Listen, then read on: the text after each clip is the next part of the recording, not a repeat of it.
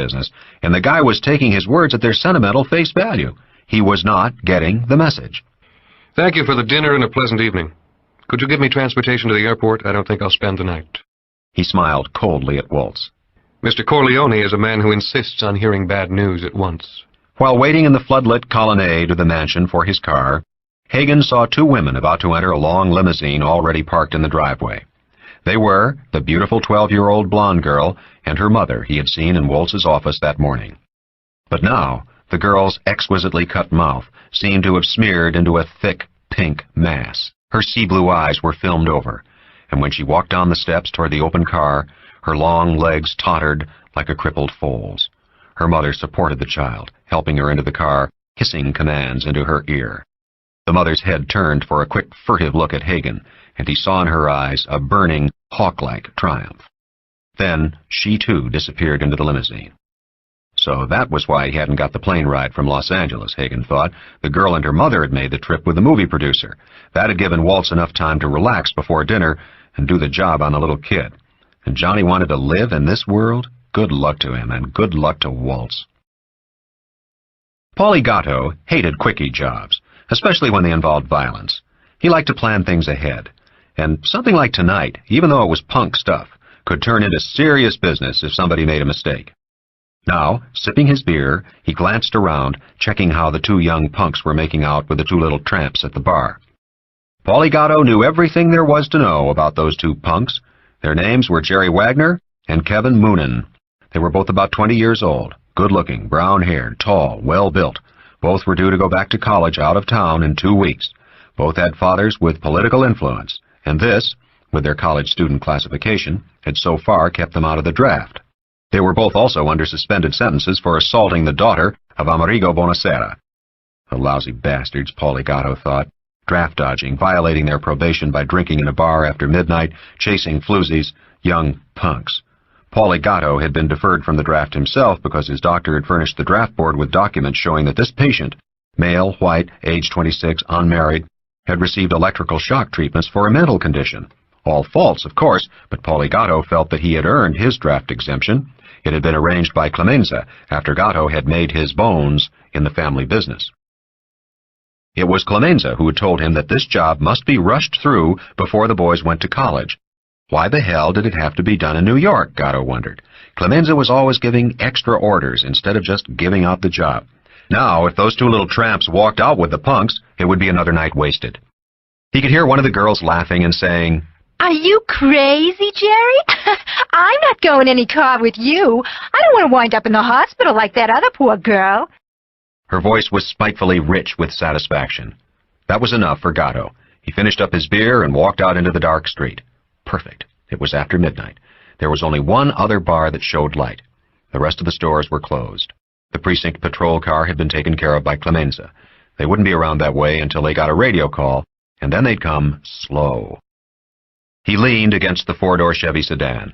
In the back seat, two men were sitting, almost invisible, although they were very big men. Paulie said, "Take them when they come out." He still thought it had all been set up too fast. Clemenza had given him copies of the police mugshots of the two punks, the dope on where the punks went drinking every night to pick up bar girls. Paulie had recruited two of the strong-arms in the family and fingered the punks for them. He'd also given them their instructions. No blows on the top or the back of the head. There was to be no accidental fatality. Other than that, they could go as far as they liked. He had given them only one warning. "If those punks get out of the hospital in less than a month, you guys go back to driving trucks." The two big men were getting out of the car. They were both ex-boxers who had never made it past the small clubs and had been fixed up by Sonny Corleone with a little loan shark action so that they could make a decent living. They were, naturally, anxious to show their gratitude. When Jerry Wagner and Kevin Moonen came out of the bar, they were perfect setups. The bar girls' taunts had left their adolescent vanity prickly. Paulie Gatto, leaning against the fender of his car, called out to them with a teasing laugh, "Hey, Casanova, those broads really brushed you off." The two young men turned on him with delight. Paulie Gatto looked like a perfect outlet for their humiliation. Ferret-faced, short, slightly built, and a wise guy in the bargain. They pounced on him eagerly and immediately found their arms pinned by two men grabbing them from behind. At the same moment, Paulie Gatto had slipped onto his right hand a specially made set of brass knuckles studded with 1/16-inch iron spikes. His timing was good. He worked out in the gym 3 times a week. He smashed the punk named Wagner right on the nose. The man holding Wagner lifted him up off the ground, and Paulie swung his arm, uppercutting into the perfectly positioned groin. Wagner went limp, and the big man dropped him. This had taken no more than 6 seconds. Now, both of them turned their attention to Kevin Moonen, who was trying to shout. The man holding him from behind did so easily with one huge muscled arm. The other hand he put around Moonen's throat to cut off any sound. Paulie Gatto jumped into the car and started the motor. The 2 big men were beating Moonen to jelly. They did so with frightening deliberation, as if they had all the time in the world. They did not throw punches in flurries, but in timed, slow-motion sequences that carried the full weight of their massive bodies. Each blow landed with a splat of flesh splitting open. Gatto got a glimpse of Moonen's face. It was unrecognizable. The 2 men left Moonen lying on the sidewalk and turned their attention to Wagner. Wagner was trying to get to his feet, and he started to scream for help. Someone came out of the bar, and the 2 men had to work faster now. They clubbed Wagner to his knees. One of the men took his arm and twisted it, then kicked him in the spine. There was a cracking sound, and Wagner's screams of agony brought windows open all along the street. The 2 men worked very quickly. One of them held Wagner up by using his 2 hands around Wagner's head like a vice. The other man smashed his huge fist into the fixed target. There were more people coming out of the bar, but none tried to interfere. Paulie Gatto yelled, "Come on, enough!" The 2 big men jumped into the car, and Paulie gunned it away. Somebody would describe the car and read the license plates, but it didn't matter. It was a stolen California plate, and there were 100,000 black Chevy sedans in New York City. Chapter 2.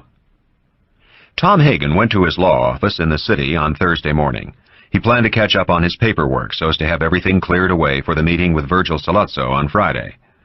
A meeting of such importance that he had asked the Don for a full evening of talk to prepare for the proposition they knew Sollozzo would offer the family business. Hagen wanted to have all little details cleared away so that he could go to that preparatory meeting with an unencumbered mind. The Don had not seemed surprised when Hagen returned from California late Tuesday evening and told him the results of the negotiations with Waltz. He had made Hagen go over every detail and grimaced with distaste when Hagen told about the beautiful little girl and her mother. He had murmured infamita, his strongest disapproval. He had asked Hagen one final question. Does this man have real balls? Hagen considered exactly what the Don meant by this question. Over the years he had learned that the Don's values were so different from those of most people that his words also could have a different meaning. Did Waltz have character? Did he have a strong will? He most certainly did, but that was not what the Don was asking. Did the movie producer have the courage not to be bluffed? Did he have the willingness to suffer heavy financial loss delay on his movies would mean? The scandal of his big star exposed as a user of heroin? Again, the answer was yes. But again, this was not what the Don meant. Finally, Hagen translated the question properly in his mind. Did Jack Waltz have the balls to risk everything, to run the chance of losing all on a matter of principle, on a matter of honor, for revenge? Hagen smiled. He did it rarely, but now he could not resist jesting with the Don. You're asking if he is a Sicilian? The Don nodded his head pleasantly, acknowledging the flattering witticism and its truth. No. That had been all. The Don had pondered the question until the next day. On Wednesday afternoon he had called Hagen to his home and given him his instructions. The instructions had consumed the rest of Hagen's working day and left him dazed with admiration. There was no question in his mind that the Don had solved the problem, that Waltz would call him this morning with the news that Johnny Fontaine had the starring part in his new war movie. At that moment the phone did ring, but it was Amerigo Bonacera. The undertaker's voice was trembling with gratitude. He wanted Hagen to convey to the Don his undying friendship. The Don had only to call on him. He, Amerigo Bonacera, would lay down his life for the blessed Godfather. Hagen assured him that the Don would be told. The Daily News had carried a middle-page spread of Jerry Wagner and Kevin Moonen lying in the street. The photos were expertly gruesome. They seemed to be pulps of human beings. Miraculously, said the News, they were both still alive, though they would both be in the hospital for months and would require plastic surgery. Hagen made a note to tell Clemenza that something should be done for Paulie Gatto. He seemed to know his job. Hagen worked quickly and efficiently for the next 3 hours, consolidating earning reports from the Don's real estate company, his olive oil importing business, and his construction firm. None of them were doing well, but with the war over, they should all become rich producers. He had almost forgotten the Johnny Fontaine problem when his secretary told him California was calling. He felt a little thrill of anticipation as he picked up the phone. Hagen here. The voice that came over the phone was unrecognizable with hate and passion. You fucking bastard! I'll have you all in jail for 100 years. I'll spend every penny I have to get you. I'll get that Johnny Fontaine's balls cut off, you hear me? You guinea fuck! I'm German-Irish. There was a long pause, and then a click of the phone being hung up. Hagen smiled. Not once had Waltz uttered a threat against Don Corleone himself. Genius had its rewards. Jack Waltz always slept alone. He had a bed big enough for 10 people, and a bedroom large enough for a movie ballroom scene. But he had slept alone since the death of his first wife 10 years before. This did not mean he no longer used women. He was physically a vigorous man, despite his age. But he could be aroused now only by very young girls, and had learned that a few hours in the evening were all the youth of his body and his patience could tolerate. On this Thursday morning, for some reason, he awoke early. The light of dawn made his huge bedroom as misty as a foggy meadowland. Far down at the foot of his bed was a familiar shape, and Waltz struggled up on his elbows to get a clearer look. It had the shape of a horse's head. Still groggy, Waltz reached and flicked on the night table lamp. The shock of what he saw made him physically ill. It seemed as if a great sledgehammer had struck him on the chest. His heartbeat jumped erratically, and he became nauseous. His vomit spluttered on the thick flare rug. Severed from its body, the black, silky head of the great horse Khartoum was stuck fast in a thick cake of blood. White, reedy tendons showed. Froth covered the muzzle, and those apple-sized eyes that had glinted like gold were mottled the color of rotting fruit with dead, hemorrhaged blood. Waltz was struck by a purely animal terror, and out of that terror he screamed for his servants, and out of that terror he called Hagen to make his uncontrolled threats. His maniacal raving alarmed the butler, who called Waltz's personal physician and his second-in-command at the studio, but Waltz regained his senses before they arrived. He had been profoundly shocked. What kind of man could destroy an animal worth $600,000? Without a word of warning, without any negotiation to have the act, its order, countermanded. The ruthlessness, the sheer disregard for any values, implied a man who considered himself completely his own law, even his own God, and a man who backed up this kind of will with the power and cunning that held his own stable security force of no account. For by this time, Waltz had learned that the horse's body had obviously been heavily drugged before someone leisurely hacked the huge triangular head off with an axe. The men on night duty claimed that they had heard nothing. To Waltz, this seemed impossible. They could be made to talk. They had been bought off, and they could be made to tell who had done the buying. Waltz was not a stupid man. He was merely a supremely egotistical one. He had mistaken the power he wielded in his world to be more potent than the power of Don Corleone. He had merely needed some proof that this was not true. He understood this message, that despite all his wealth, despite all his contacts with the President of the United States, despite all his claims of friendship with the Director of the FBI, an obscure importer of Italian olive oil would have him killed, would actually have him killed, because he wouldn't give Johnny Fontaine a movie part he wanted. It was incredible. People didn't have any right to act that way. There couldn't be any kind of world if people acted that way. It was insane. It meant you couldn't do what you wanted with your own money, with the companies you owned, the power you had to give orders. It was 10 times worse than communism. It had to be smashed. It must never be allowed. Waltz let the doctor give him a very mild sedation. It helped him calm down again and to think sensibly. What really shocked him was the casualness with which this man Corleone had ordered the destruction of a world-famous horse worth $600,000. $600,000, and that was just for openers. Waltz shuddered. He thought of this life he had built up. He was rich. He could have the most beautiful women in the world by crooking his finger and promising a contract. He was received by kings and queens. He lived a life as perfect as money and power could make it. It was crazy to risk all this because of a whim. Maybe he could get to Corleone. What was the legal penalty for killing a racehorse? He laughed wildly, and his doctor and servants watched him with nervous anxiety. Another thought occurred to him. He would be the laughingstock of California merely because someone had contemptuously defied his power in such arrogant fashion. That decided him. That and the thought that maybe they wouldn't kill him. That they had something much more clever and painful in reserve. Waltz gave the necessary orders. His personal confidential staff swung into action. The servants and the doctor were sworn to secrecy on pain of incurring the studio and Waltz's undying enmity. Word was given to the press that the racehorse Khartoum had died of an illness contracted during his shipment from England. Orders were given to bury the remains in a secret place on the estate. 6 hours later, Johnny Fontaine received a phone call from the executive producer of the film telling him to report for work the following Monday. That evening, Hagen went to the Don's house to prepare him for the important meeting the next day with Virgil Sollozzo.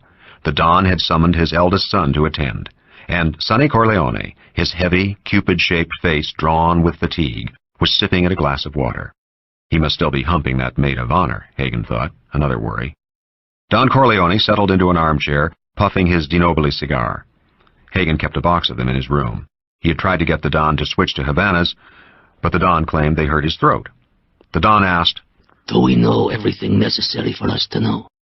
Hagen opened the folder that held his notes. The notes were in no way incriminating, merely cryptic reminders to make sure he touched on every important detail. Sollozzo is coming to us for help. He will ask the family to put up at least $1 million and to promise some sort of immunity from the law. For that, we get a piece of the action. Nobody knows how much. Sollozzo is vouched for by the Tattaglia family, and they may have a piece of the action. The action is narcotics. Sollozzo has the contacts in Turkey, where they grow the poppy. From there, he ships to Sicily. No trouble.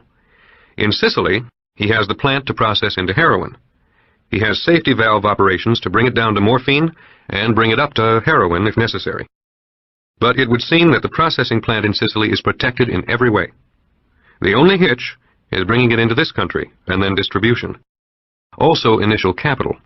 $1 million cash doesn't grow on trees. Hagen saw Don Corleone grimace. The old man hated unnecessary flourishes in business matters. He went on hastily. They call Sollozzo the Turk. 2 reasons. He spent a lot of time in Turkey and is supposed to have a Turkish wife and kids. Second, he's supposed to be very quick with the knife, or was when he was young. Only in matters of business, though, and with some sort of reasonable complaint. A very competent man, and his own boss. He has a record. He's done 2 terms in prison, one in Italy, one in the United States. And he's known to the authorities as a narcotics man. This could be a plus for us. It means that he'll never get immunity to testify, since he's considered the top, and of course because of his record. Also, he has an American wife and 3 children, and he's a good family man. He'll stand still for any rap as long as he knows that they will be well taken care of for living money. The Don puffed on his cigar. Santino, what do you think? Hagen knew what Sonny would say. Sonny was chafing at being under the Don's thumb. He wanted a big operation of his own. Something like this would be perfect. Sonny took a long slug of scotch. There's a lot of money in that white powder, but it could be dangerous. Some people could wind up in jail for 20 years. I'd say that if we kept out of the operations end, just stuck to protection and financing, it might be a good idea. Hagen looked at Sonny approvingly. He had played his cards well. He had stuck to the obvious, much the best course for him. The Don puffed on his cigar. And you, Tom, what do you think? Hagen composed himself to be absolutely honest. He had already come to the conclusion that the Don would refuse Sollozzo's proposition. But, what was worse, Hagen was convinced that for one of the few times in his experience, the Don had not thought things through. He was not looking far enough ahead. Go ahead, Tom. Not even the Sicilian consigliere always agrees with the boss. They all laughed. I think you should say yes. You know all the obvious reasons, but the most important one is this. There is more money potential in narcotics than in any other business. If we don't get into it, somebody else will, maybe the Tattaglia family. With the revenue they earn, they can amass more and more police and political power. Their family will become stronger than ours. Eventually, they will come after us to take away what we have. It's just like countries. If they arm, we have to arm. If they become stronger economically, they become a threat to us. Now we have the gambling, and we have the unions, and right now they are the best things to have. But I think narcotics is the coming thing. I think we have to have a piece of that action, or we risk everything we have. Not now, but maybe 10 years from now. The Don seemed enormously impressed. He puffed on his cigar and murmured, That's the most important thing, of course. He sighed and got to his feet. What time do I have to meet this infidel tomorrow? Hagen said hopefully. He'll be here at 10 in the morning. Maybe the Don would go for it. I want you both here with me. The Don rose, stretching, and took his son by the arm. Santino, get some sleep tonight. You look like the devil himself. Take care of yourself. You won't be young forever. Sonny, encouraged by this sign of fatherly concern, asked the question Hagen did not dare to ask. Pop, what's your answer going to be? Don Corleone smiled. How do I know? Until I hear the percentages and other details. Besides, I have to have time to think over the advice given here tonight. After all, I'm not a man who does things rashly. As he went out the door, he said casually to Hagen, Do you have in your notes that the Turk made his living from prostitution before the war? As the Tataria family does now? Write that down before you forget. There was just a touch of derision in the Don's voice, and Hagen flushed. He had deliberately not mentioned it, legitimately, so since it really had no bearing, but he had feared it might prejudice the Don's decision. He was notoriously straight-laced in matters of sex. Virgil the Turk Sollozzo was a powerfully built, medium-sized man of dark complexion who could have been taken for a true Turk. He had a scimitar of a nose and cruel black eyes. He also had an impressive dignity. Sonny Corleone met him at the door and brought him into the office where Hagen and the Don waited. Hagen thought he had never seen a more dangerous-looking man, except for Luca Brasi. There were polite handshakings all around. If the Don ever asks me if this man has balls, I would have to answer yes, Hagen thought. He had never seen such force in one man, not even the Don. In fact, the Don appeared at his worst. He was being a little too simple, a little too peasant-like in his greeting. Sollozzo came to the point immediately. The business was narcotics. Everything was set up. Certain poppy fields in Turkey had pledged him certain amounts every year. He had a protected plant in France to convert into morphine. He had an absolutely secure plant in Sicily to process into heroin. Smuggling into both countries was as positively safe as such matters could be. Entry into the United States would entail about 5% losses, since the FBI itself was incorruptible, as they both knew. But the profits would be enormous, the risk non-existent. The Don asked politely, Then why do you come to me? How have I deserved your generosity? Sollozzo's dark face remained impassive. I need $2 million cash. Equally important, I need a man who has powerful friends in the important places. Some of my couriers will be caught over the years. That is inevitable. They will all have clean records, that I promise. So it will be logical for judges to give light sentences. I need a friend who can guarantee that when my people get in trouble, they won't spend more than a year or two in jail. Then they won't talk. But if they get 10 and 20 years, who knows? In this world, there are many weak individuals. They may talk. They may jeopardize more important people. Legal protection is a must. I hear, Don Corleone, that you have as many judges in your pocket as a bootblack has pieces of silver. Don Corleone didn't bother to acknowledge the compliment. What percentage for my family? Sollozzo's eyes gleamed. 50%. He paused, and then said in a voice that was almost a caress, In the first year, your share would be $3 or $4 million. Then it would go up. And what is the percentage of the Tataria family? For the first time, Sollozzo seemed to be nervous. They will receive something from my share. I need some help in the operations. So, I receive 50% merely for finance and legal protection, huh? I have no worries about operations, is that what you tell me? Sollozzo nodded. If you think $2 million in cash is merely finance, I congratulate you, Don Corleone. I consented to see you out of my respect for the Tatarias, and because I've heard you are a serious man to be treated also with respect. I must say no to you, but I must give you my reasons. The profits in your business are huge, but so are the risks. Your operation, if I were part of it, could damage my other interests. It's true I have many friends in politics, but they would not be so friendly if my business were narcotics instead of gambling. They think gambling is something like liquor, a harmless vice. And they think narcotics are dirty business. No, don't protest. I'm telling you their thoughts, not mine. How a man makes his living is not my concern. And what I am telling you is that this business of yours is too risky. All the members of my family have lived well the last 10 years, without danger, without harm. I can't endanger them or their livelihoods out of greed. The only sign of Sollozzo's disappointment was a quick flickering of his eyes around the room, as if he hoped Hagen or Sonny would speak in his support. Then he said, Are you worried about security for your $2 million? The Don smiled coldly. No. Sollozzo tried again. The Tattaglia family will guarantee your investment also. It was then that Sonny Corleone made an unforgivable error in judgment and procedure. He said eagerly, The Tattaglia family guarantees the return of our investment without any percentage from us? Hagen was horrified at this break. He saw the Don turn cold, malevolent eyes on his eldest son, who froze in uncomprehending dismay. Sollozzo's eyes flickered again, but this time with satisfaction. He had discovered a chink in the Don's fortress. When the Don spoke, his voice held a dismissal. Young people are greedy, and today they have no manners. They interrupt their elders, they meddle. But I have a sentimental weakness for my children, and I have spoiled them, as you see. Senor Sollozzo, my no is final. Let me say that I myself wish you good fortune in your business. It has no conflict with my own. I'm sorry that I had to disappoint you. Sollozzo bowed, shook the Don's hand, and let Hagen take him to his car outside.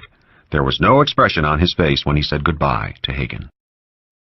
Back in the room, Don Corleone asked Hagen, What did you think of that man? He's a Sicilian. The Don nodded his head thoughtfully. Then he turned to his son. Santino, never let anyone outside the family know what you are thinking. Never let them know what you have under your fingernails. I think your brain is going soft from all that comedy you play with that young girl. Stop it, and pay attention to business. Now get out of my sight. Hagen saw the surprise on Sonny's face, then anger at his father's reproach. Did he really think the Don would be ignorant of his conquest? Hagen wondered. And did he really not know what a dangerous mistake he had made this morning? If that were true, Hagen would never wish to be the consigliere to the Don of Santino Corleone. Don Corleone waited until Sonny had left the room. Then he sank back into his leather armchair and motioned brusquely for a drink. Hagen poured him a glass of anisette. The Don looked up at him. San Luca Brasi to see me. 3 months later, Hagen hurried through the paperwork in his city office, hoping to leave early enough for some Christmas shopping for his wife and children. He was interrupted by a phone call from a Johnny Fontaine, bubbling with high spirits. The picture had been shot, the rushes, whatever the hell they were, Hagen thought, were fabulous. He was sending the Don a present for Christmas that would knock his eyes out. He'd bring it himself, but there were some little things to be done in the movie. He would have to stay out on the coast. Hagen tried to conceal his impatience.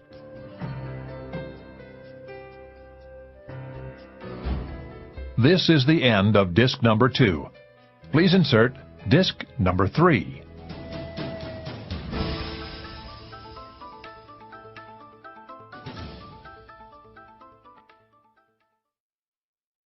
This is disc number 3.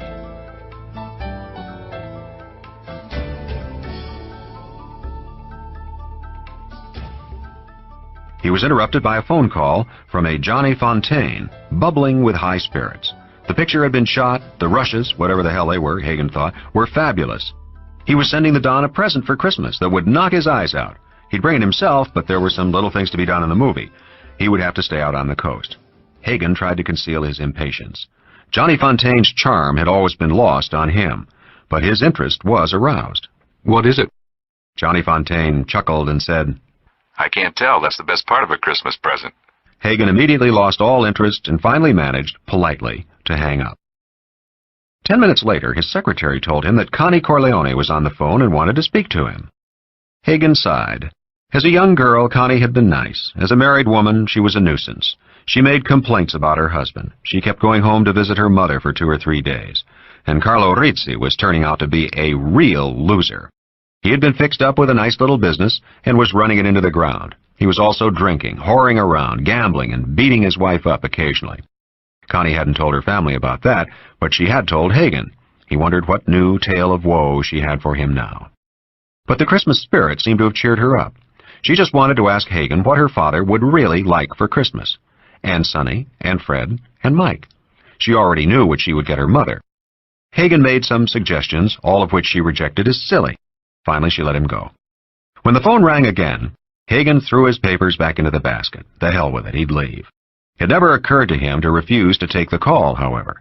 When his secretary told him it was Michael Corleone, he picked up the phone with pleasure. He'd always liked Mike.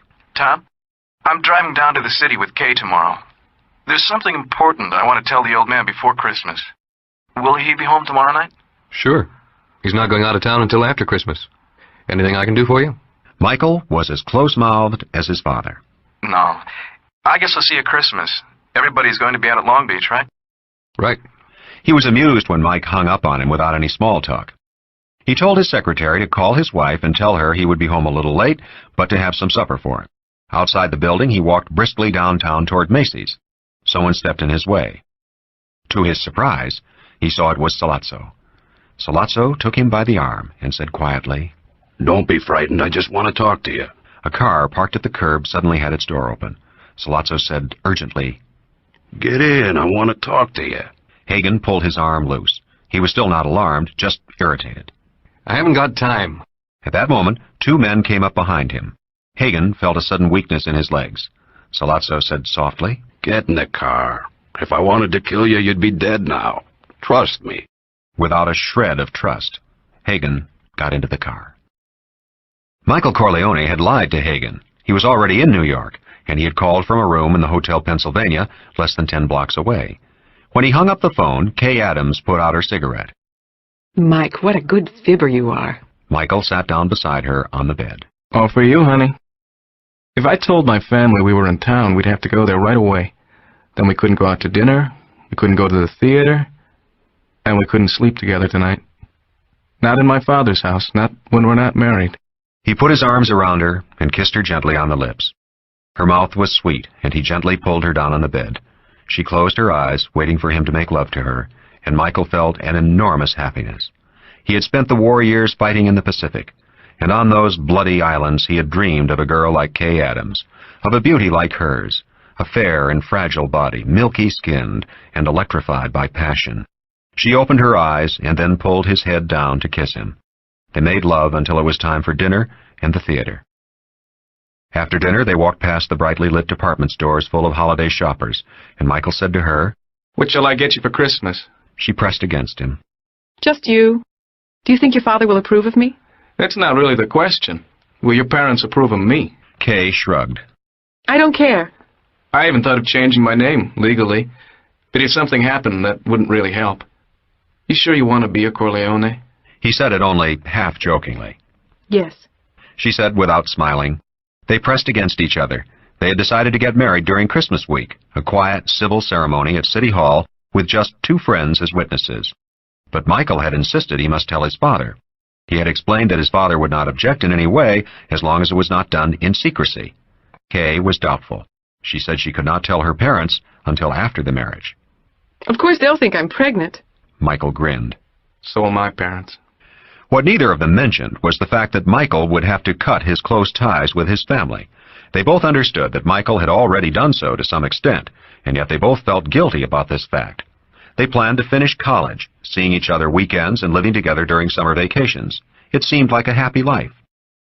The play was a musical called Carousel, and its sentimental story of a braggart thief made them smile at each other with amusement. When they came out of the theater, it had turned cold. Kay snuggled up to him. After we're married, will you beat me and then steal a star for a present? Michael laughed. I'm going to be a mathematics professor. Do you want something to eat before we go to the hotel? Kay shook her head. She looked up at him meaningfully. As always, he was touched by her eagerness to make love. He smiled down at her, and they kissed in the cold street. Michael felt hungry, and he decided to order sandwiches sent up to the room. In the hotel lobby, Michael pushed Kay toward the newsstand. Get the papers while I get the key. He had to wait in a small line. The hotel was still short of help despite the end of the war. Michael got his room key and looked around impatiently for Kay. She was standing by the newsstand, staring down at a newspaper she held in her hand. He walked toward her. She looked up at him. Her eyes were filled with tears. Oh, Mike. Oh, Mike. He took the paper from her hands. The first thing he saw was a photo of his father lying in the street, his head in a pool of blood. A man was sitting on the curb, weeping like a child. It was his brother Freddie. Michael Corleone felt his body turning to ice. There was no grief, no fear, just cold rage. He said to Kay, "Go up to the room." But he had to take her by the arm and lead her into the elevator. They rode up together in silence. In their room, Michael sat down on the bed and opened the paper. The headline said, "Vito Corleone shot. Alleged racket chief critically wounded. Operated on under heavy police guard. Bloody mob war feared." Michael felt the weakness in his legs. "He's not dead. The bastards didn't kill him." He read the story again. His father had been shot at 5 in the afternoon. That meant that while he had been making love to Kay, having dinner, enjoying the theater, his father was near death. Michael felt sick with guilt.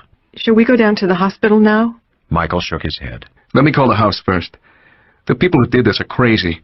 And now that the old man's still alive, they'll be desperate. Who the hell knows what they'll pull next?" Both phones in the Long Beach house were busy, and it was almost 20 minutes before Michael could get through. He heard Sonny's voice saying, Yeah? "Sonny, it's me." He could hear the relief in Sonny's voice. Jesus, kid. You had us worried. Where the hell are you? I've sent people to that hick town of yours to see what happened. "How's the old man? How bad is he hurt?" Pretty bad. They shot him 5 times, but he's tough. Sonny's voice was proud. The doctor said he'll pull through. Listen, kid, I'm busy. I can't talk. Where are you? "In New York. Didn't Tom tell you I was coming down?" They've snatched Tom. That's why I was worried about you. His wife is here. She don't know, and neither do the cops. I don't want them to know. The bastard who pulled this must be crazy. I want you to get out here right away and keep your mouth shut, okay? "Okay. Do you know who did it?" Sure. And as soon as Luca Brasi checks in, they're gonna be dead meat. We still have all the horses. "I'll be out in an hour. In a cab." He hung up. The papers had been on the streets for over 3 hours. There must have been radio news reports. It was almost impossible that Luca hadn't heard the news. Thoughtfully, Michael pondered the question. Where was Luca Brasi? It was the same question that Hagen was asking himself at that moment. It was the same question that was worrying Sonny Corleone out in Long Beach. At 4:45 that afternoon, Don Corleone had finished checking the papers the office manager of his olive oil company had prepared for him. He put on his jacket and rapped his knuckles on his son Freddie's head to make him take his nose out of the afternoon newspaper. "Tell Gatto to get the car from the lot. I'll be ready to go home in a few minutes." Freddie grunted. "I'll have to get it myself. Paulie called in sick this morning. Got a cold again." Don Corleone looked thoughtful for a moment. "That's the 3rd time this month. I think maybe you'd better get a healthier fella for this job. Tell Tom." Fred protested. "Paulie's a good kid. If he says he's sick, he's sick. I don't mind getting the car." He left the office. Don Corleone watched out the window as his son crossed 9th Avenue to the parking lot. He stopped to call Hagen's office, but there was no answer. He called the house at Long Beach, but again, there was no answer. Irritated, he looked out the window. His car was parked at the curb in front of his building. Freddie was leaning against the fender, arms folded, watching the throng of Christmas shoppers. Don Corleone put on his jacket. The office manager helped him with his overcoat. Don Corleone grunted his thanks and went out the door and started down the 2 flights of steps. Out in the street, the early winter light was failing. Freddie leaned casually against the fender of the heavy Buick. When he saw his father come out of the building, Freddie went out into the street to the driver's side of the car and got in. Don Corleone was about to get in on the sidewalk side of the car when he hesitated and then turned back to the long, open fruit stand near the corner. This had been his habit lately. He loved the big out-of-season fruits, yellow peaches and oranges that glowed in their green boxes. The proprietor sprang to serve him. Don Corleone did not handle the fruit. He pointed. The fruit man disputed his decisions only once, to show him that one of his choices had a rotten underside. Don Corleone took the paper bag in his left hand and paid the man with a $5 bill. He took his change, and as he turned to go back to the waiting car, 2 men stepped from around the corner. Don Corleone knew immediately what was to happen. The 2 men wore black overcoats and black hats pulled low to prevent identification by witnesses. They had not expected Don Corleone's alert reaction. He dropped the bag of fruit and darted toward the parked car with startling quickness for a man of his bulk. At the same time he shouted, "Fredo! Fredo!" It was only then that the 2 men drew their guns and fired. The first bullet caught Don Corleone in the back. He felt the hammer shock of its impact, but made his body move toward the car. The next two bullets hit him in the buttocks and sent him sprawling in the middle of the street. Meanwhile, the two gunmen, careful not to slip on the rolling fruit, started to follow in order to finish him off. At that moment, perhaps no more than 5 seconds after the Don's call to his son, Federico Corleone appeared out of his car, looming over it. The gunman fired 2 more hasty shots at the Don lying in the gutter. One hit him in the fleshy part of his arm, and the second hit him in the calf of his right leg. Though these wounds were the least serious, they bled profusely, forming small pools of blood beside his body. But by this time, Don Corleone had lost consciousness. Freddie had heard his father shout, calling him by his childhood name, and then he had heard the first 2 loud reports.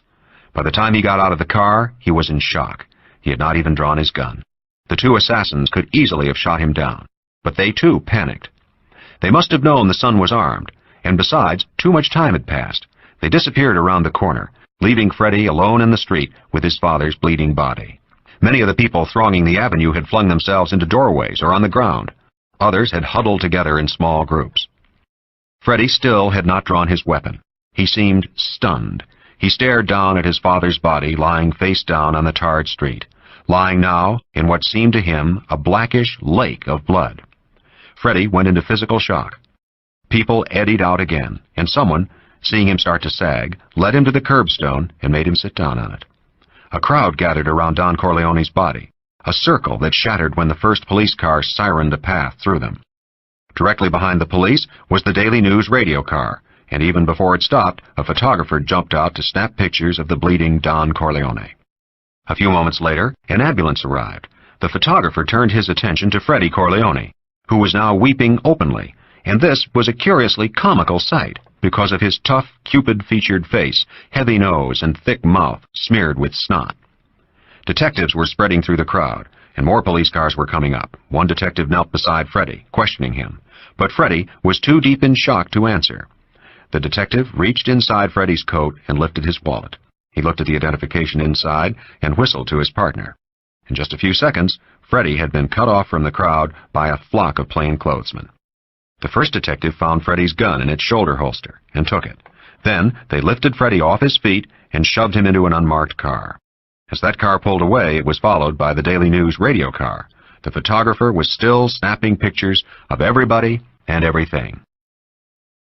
In the half hour after the shooting of his father, Sonny Corleone received 5 phone calls in rapid succession. The first was from Detective John Phillips, who was on the family payroll and had been in the lead car of plainclothesmen at the scene of the shooting. First thing he said to Sonny over the phone was, "Do you recognize my voice?" Yeah. He was fresh from a nap, called to the phone by his wife.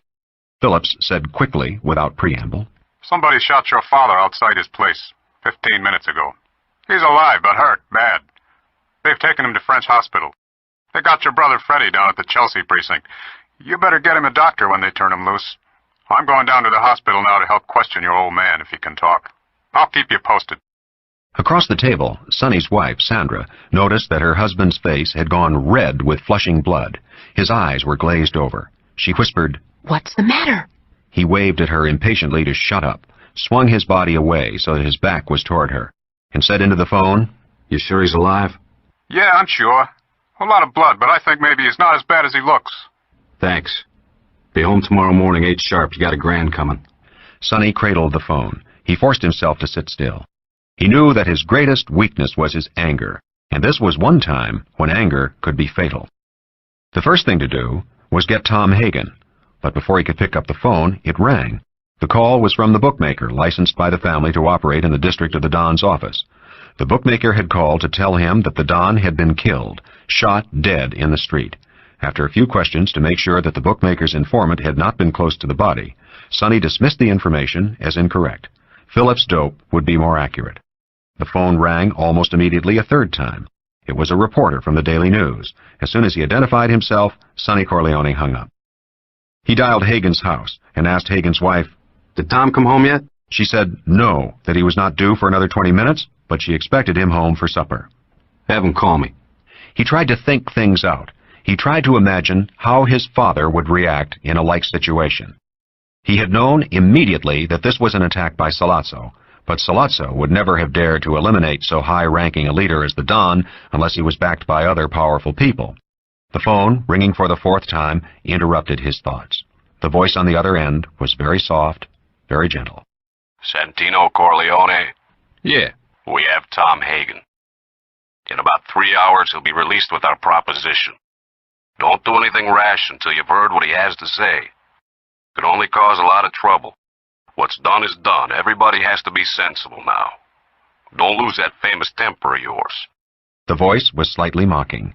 Sonny couldn't be sure, but it sounded like Sollozzo. He made his voice sound muted, depressed. I'll wait. He heard the receiver on the other end click. He looked at his heavy, gold-banded wristwatch and noted the exact time of the call and jotted it down on the tablecloth. He sat at the kitchen table, frowning. His wife asked, Sonny, what is it? They shot the old man. He saw the shock on her face.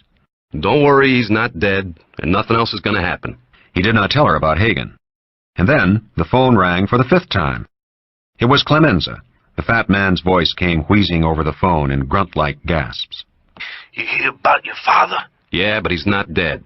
There was a long pause over the phone, and then Clemenza's voice came packed with emotion. Thank God, thank God. You sure? I got word he was dead in the street. He's alive. He was listening intently to every intonation in Clemenza's voice. The emotion had seemed genuine, but it was part of the fat man's profession to be a good actor. You will have to carry the ball, Sonny. What do you want me to do? Get over to my father's house. Bring Paulie Gatto. That's all.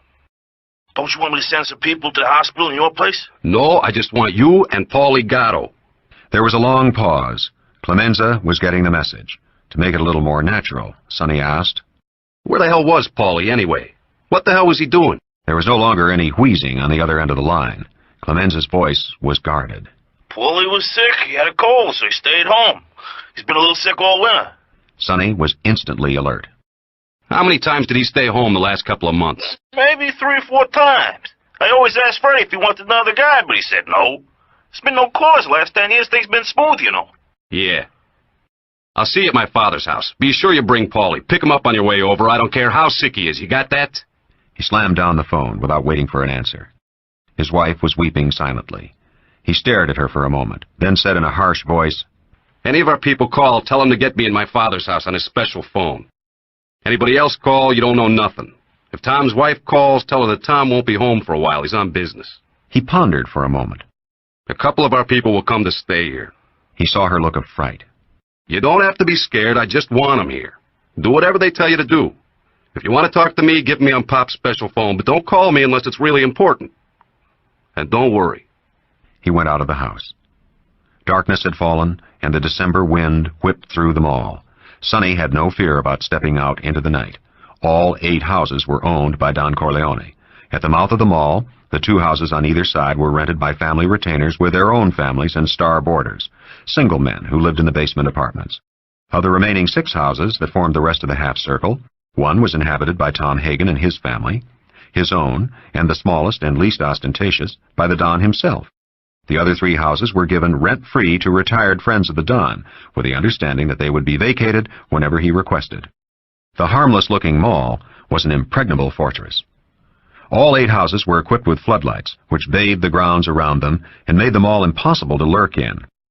Sonny went across the street to his father's house and let himself inside with his own key. Ma, where are you? His mother came out of the kitchen. Behind her rose the smell of frying peppers. Before she could say anything, Sonny took her by the arm and made her sit down. I just got a call. Now don't get worried. Pop's in the hospital. He's hurt. Get dressed and get ready to get down there. I'll have a car and a driver for you in a little while, okay? His mother looked at him steadily for a moment and then asked in Italian, Have they shot him? Sonny nodded. His mother bowed her head for a moment. Then she went back into the kitchen. Sonny followed her.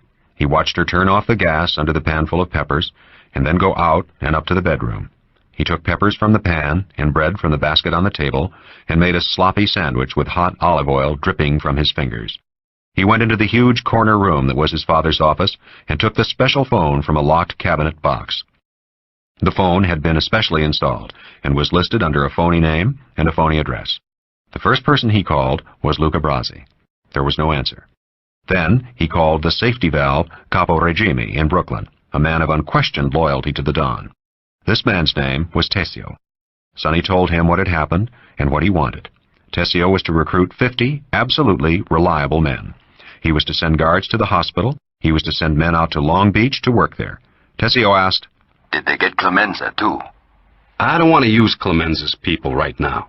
Tessio understood immediately. There was a pause, and then he said, Excuse me, Sonny. I say this as your father would say it. Don't move too fast. I can't believe Clemenza would betray us. Thanks. I don't think so, but I have to be careful, right? Right. Another thing. My kid brother Mike goes to college in Hanover, New Hampshire. Get some people we know in Boston to go up and get him and bring him down here to the house until this blows over. I'll call him up so he'll expect them. Again, I'm just playing the percentages just to make sure. Okay. I'll be over your father's house soon as I get things rolling. Okay? You know my boys, right? Yeah. He hung up. He went over to a small wall safe and unlocked it. From it, he took an indexed book bound in blue leather. He opened it to the T's until he found the entry he was looking for. It read, Ray Farrell, $5,000, Christmas Eve. This was followed by a telephone number. Sonny dialed the number and said, Farrell? The man on the other end answered. Yes? This is Santino Corleone. I want you to do me a favor, and I want you to do it right away. I want you to check 2 phone numbers and give me all the calls they got and all the calls they made for the last 3 months. He gave Farrell the number of Paulie Gatto's home and Clemenza's home. This is important. Get it to me before midnight, and you'll have an extra very Merry Christmas. Before he settled back to think things out, he gave Luca Brasi's number one more call. Again, there was no answer. This worried him, but he put it out of his mind. Luca would come to the house as soon as he heard the news. Sonny leaned back in the swivel chair. In an hour, the house would be swarming with family people, and he would have to tell them all what to do.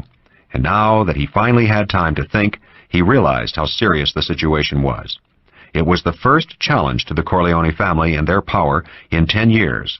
There was no doubt that Sollozzo was behind it, but he would never have dared attempt such a stroke unless he had support from at least one of the 5 great New York families. And that support must have come from the Tattaglias, which meant a full-scale war or an immediate settlement on Sollozzo's terms. Sonny smiled grimly. The wily Turk had planned well, but he had been unlucky. The old man was alive, and so it was war. With Luca Brasi and the resources of the Corleone family, there could be but one outcome. But again, the nagging worry.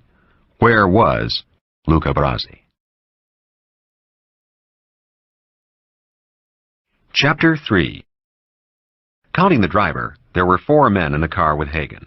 They put him in the back seat, in the middle of the 2 men who had come up behind him in the street. Sollozzo sat up front. The man on Hagen's right reached over across his body and tilted Hagen's hat over his eyes so that he could not see. Don't even move your pinky. It was a short ride, not more than 20 minutes, and when they got out of the car, Hagen could not recognize the neighborhood because darkness had fallen. They led him into a basement apartment and made him sit on a straight-backed kitchen chair. Sollozzo sat across the kitchen table from him. His dark face had a peculiarly vulturine look. I don't want you to be afraid. I know you're not the muscle end of the family. I want you to help the Corleones, and I want you to help me. Hagen's hands were shaking as he put a cigarette in his mouth. One of the men brought a bottle of rye to the table and gave him a slug of it in a china coffee cup. Hagen drank the fiery liquid gratefully, steadied his hands, and took the weakness out of his legs. Your boss is dead. He paused, surprised at the tears that sprang to Hagen's eyes.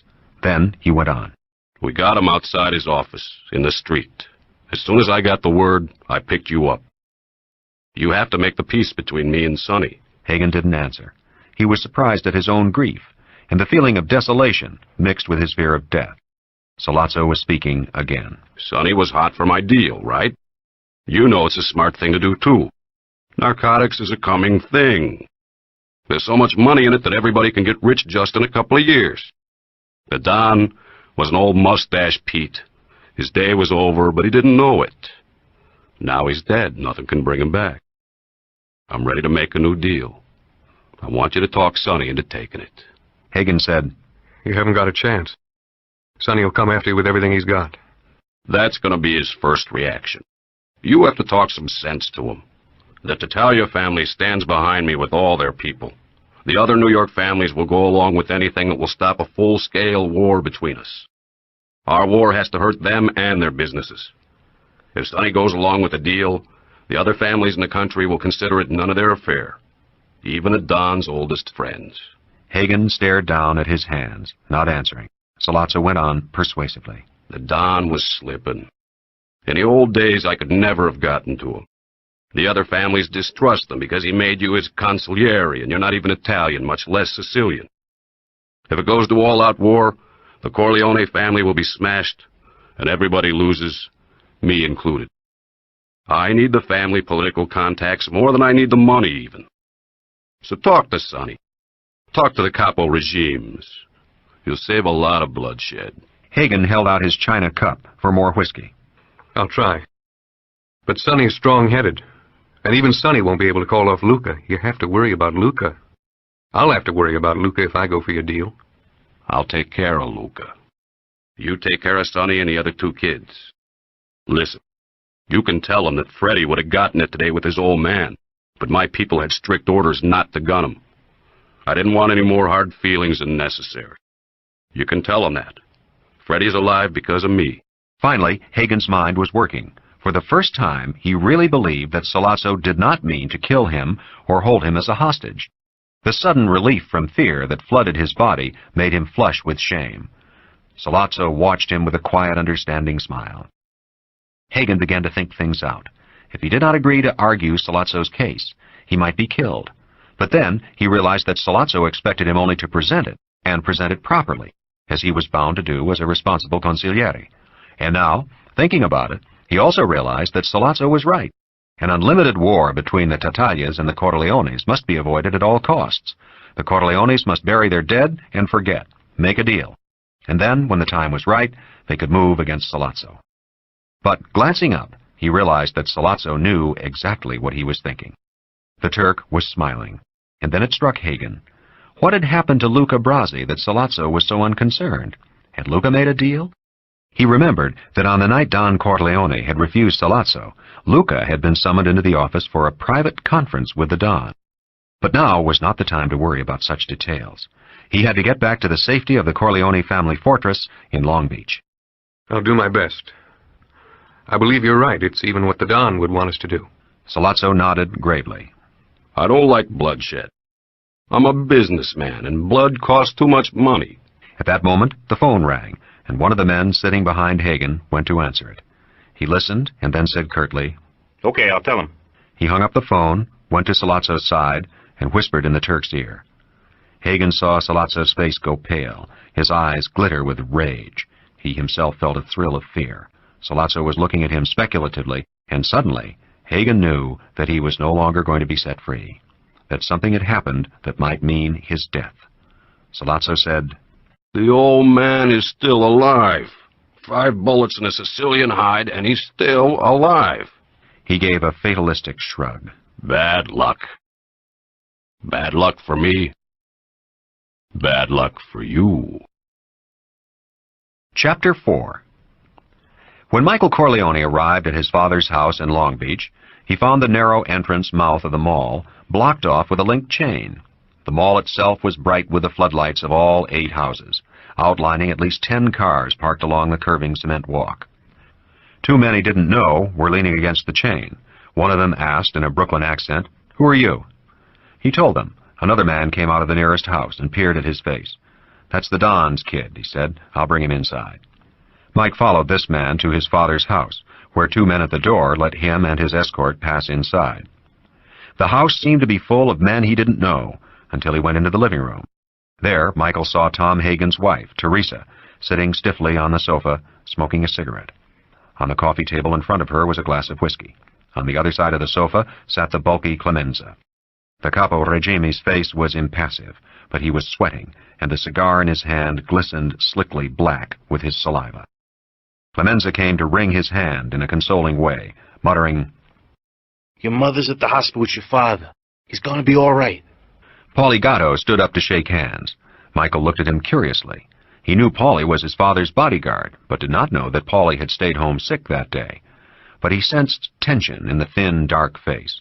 He knew Gatto's reputation as an up-and-coming man, a very quick man who knew how to get delicate jobs done without complications, and today he had failed in his duty. He noticed several other men in the corners of the room, but he did not recognize them. They were not of Clemenza's people. Michael put these facts together and understood. Clemenza and Gatto were suspect. Thinking that Paulie had been at the scene, he asked the ferret-faced young man, "How's Freddie? Is he okay?" Doctor gave him a shot. He's sleeping. Michael went to Hagen's wife and bent down to kiss her cheek. They had always liked each other. He whispered, "Don't worry. Tom will be okay. Have you talked to Sonny yet?" Teresa clung to him for a moment and shook her head. She was a delicate, very pretty woman, more American than Italian, and very scared. He took her hand and lifted her off the sofa. Then he led her into his father's corner room office. Sonny was sprawled out in his chair behind the desk, holding a yellow pad in one hand and a pencil in the other. The only other man in the room with him was the capo regime, Tessio, whom Michael recognized and immediately realized that it must be his men who were in the house and forming the new palace guard. He, too, had a pencil and pad in his hands. When Sonny saw them, he came from behind the desk and took Hagen's wife in his arms. Don't worry, Teresa. Tom's okay. They just want to give him the proposition. They said they'd turn him loose. He's not on the operating end. He's just our lawyer. There's no reason for anybody to do him harm. He released Teresa, and then, to Michael's surprise, he too got a hug and a kiss on the cheek. He pushed Sonny away and said, grinning, "After I get used to you beating me up, I gotta put up with this." They had often fought when they were younger. Sonny shrugged. Listen, kid, I was worried when I couldn't get a hold of you in that hick town. Not that I gave a crap if they knocked you off, but I didn't like the idea of bringing the news to the old lady. I had to tell her about Pop. How'd she take it? Good. She's been through it before. Me too. You were too young to know about it, and then things got pretty smooth while you were growing up. He paused and then said, She's down at the hospital with the old man. He's got to pull through. How about us going down? Sonny shook his head and said dryly, I can't leave this house until it's all over. The phone rang. Sonny picked it up and listened intently. While he was listening, Michael sauntered over to the desk and glanced down at the yellow pad Sonny had been writing on. There was a list of 7 names. The first 3 were Salazzo, Philip Tattaglia, and John Tattaglia. It struck Michael with full force that he had interrupted Sonny and Tessio as they were making up a list of men to be killed. When Sonny hung up the phone, he said to Teresa, Hagen, and Michael, Can you two wait outside? I got some business with Tessio we have to finish. Was that call about Tom? She said it almost truculently, but she was weeping with fright. Sonny put his arm around her and led her to the door. I swear he's going to be okay. Wait in the living room. I'll come out as soon as I hear something. He shut the door behind her. Michael had sat down in one of the big leather armchairs.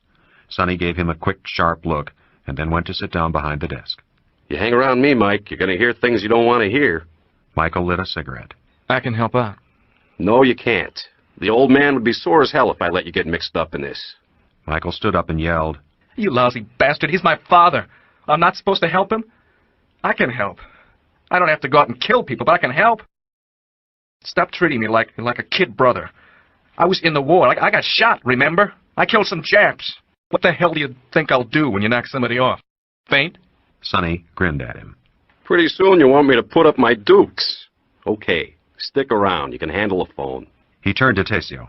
That call I just got gave me dope we needed. He turned to Michael. Somebody had to finger the old man. It could have been Clemenza. It could have been Paulie Gatto, who was very conveniently sick today. I know the answer now. Let's see how smart you are, Mike. You're the college boy. Who sold out to Salazzo?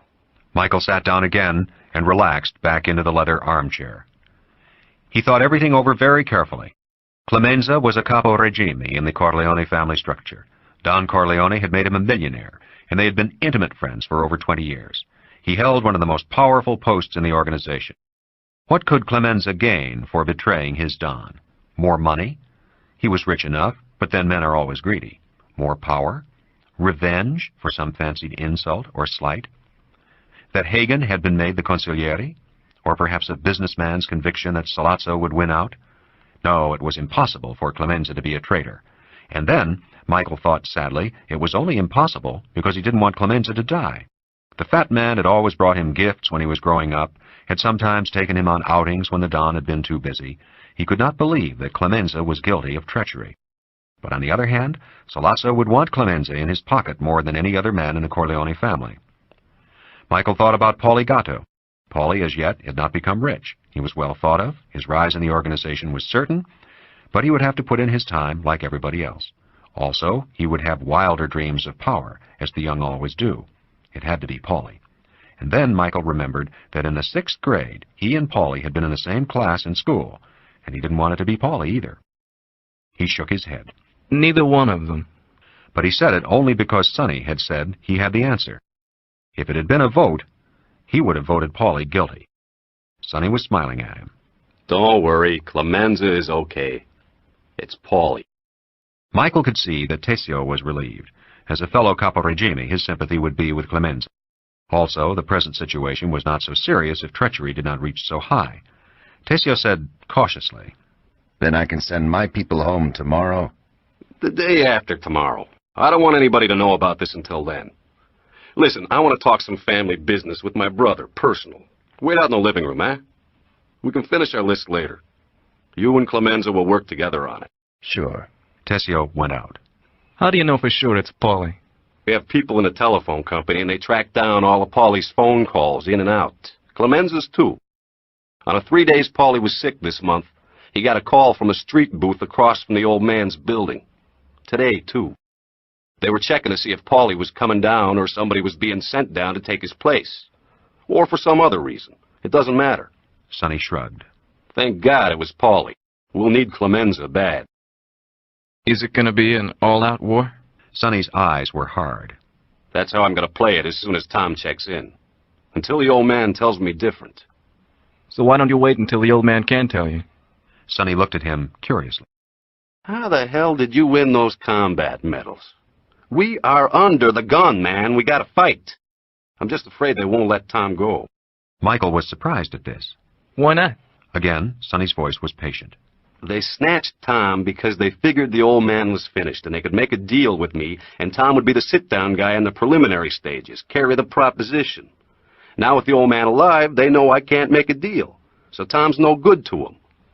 They can turn him loose or dump him, depending how Sollazzo feels. If they dump him, it would be just to show us they really mean business, trying to bulldoze us. What made Sollazzo think he could get a deal with you? Sonny flushed, and he didn't answer for a moment. Then he said, We had a meeting a few months ago. Sollazzo came to us with a proposition on drugs. The old man turned him down, but during the meeting I shot off my mouth a little. I showed I wanted a deal, which is absolutely the wrong thing to do. If there's one thing the old man hammered into me, it's never to do a thing like that, to let other people know there's a split of opinion in the family. So Sollazzo figures he gets rid of the old man, I have to go in with him on the drugs. With the old man gone, the family power is cut at least in half. I would be fighting for my life anyway to keep all the businesses the old man got together.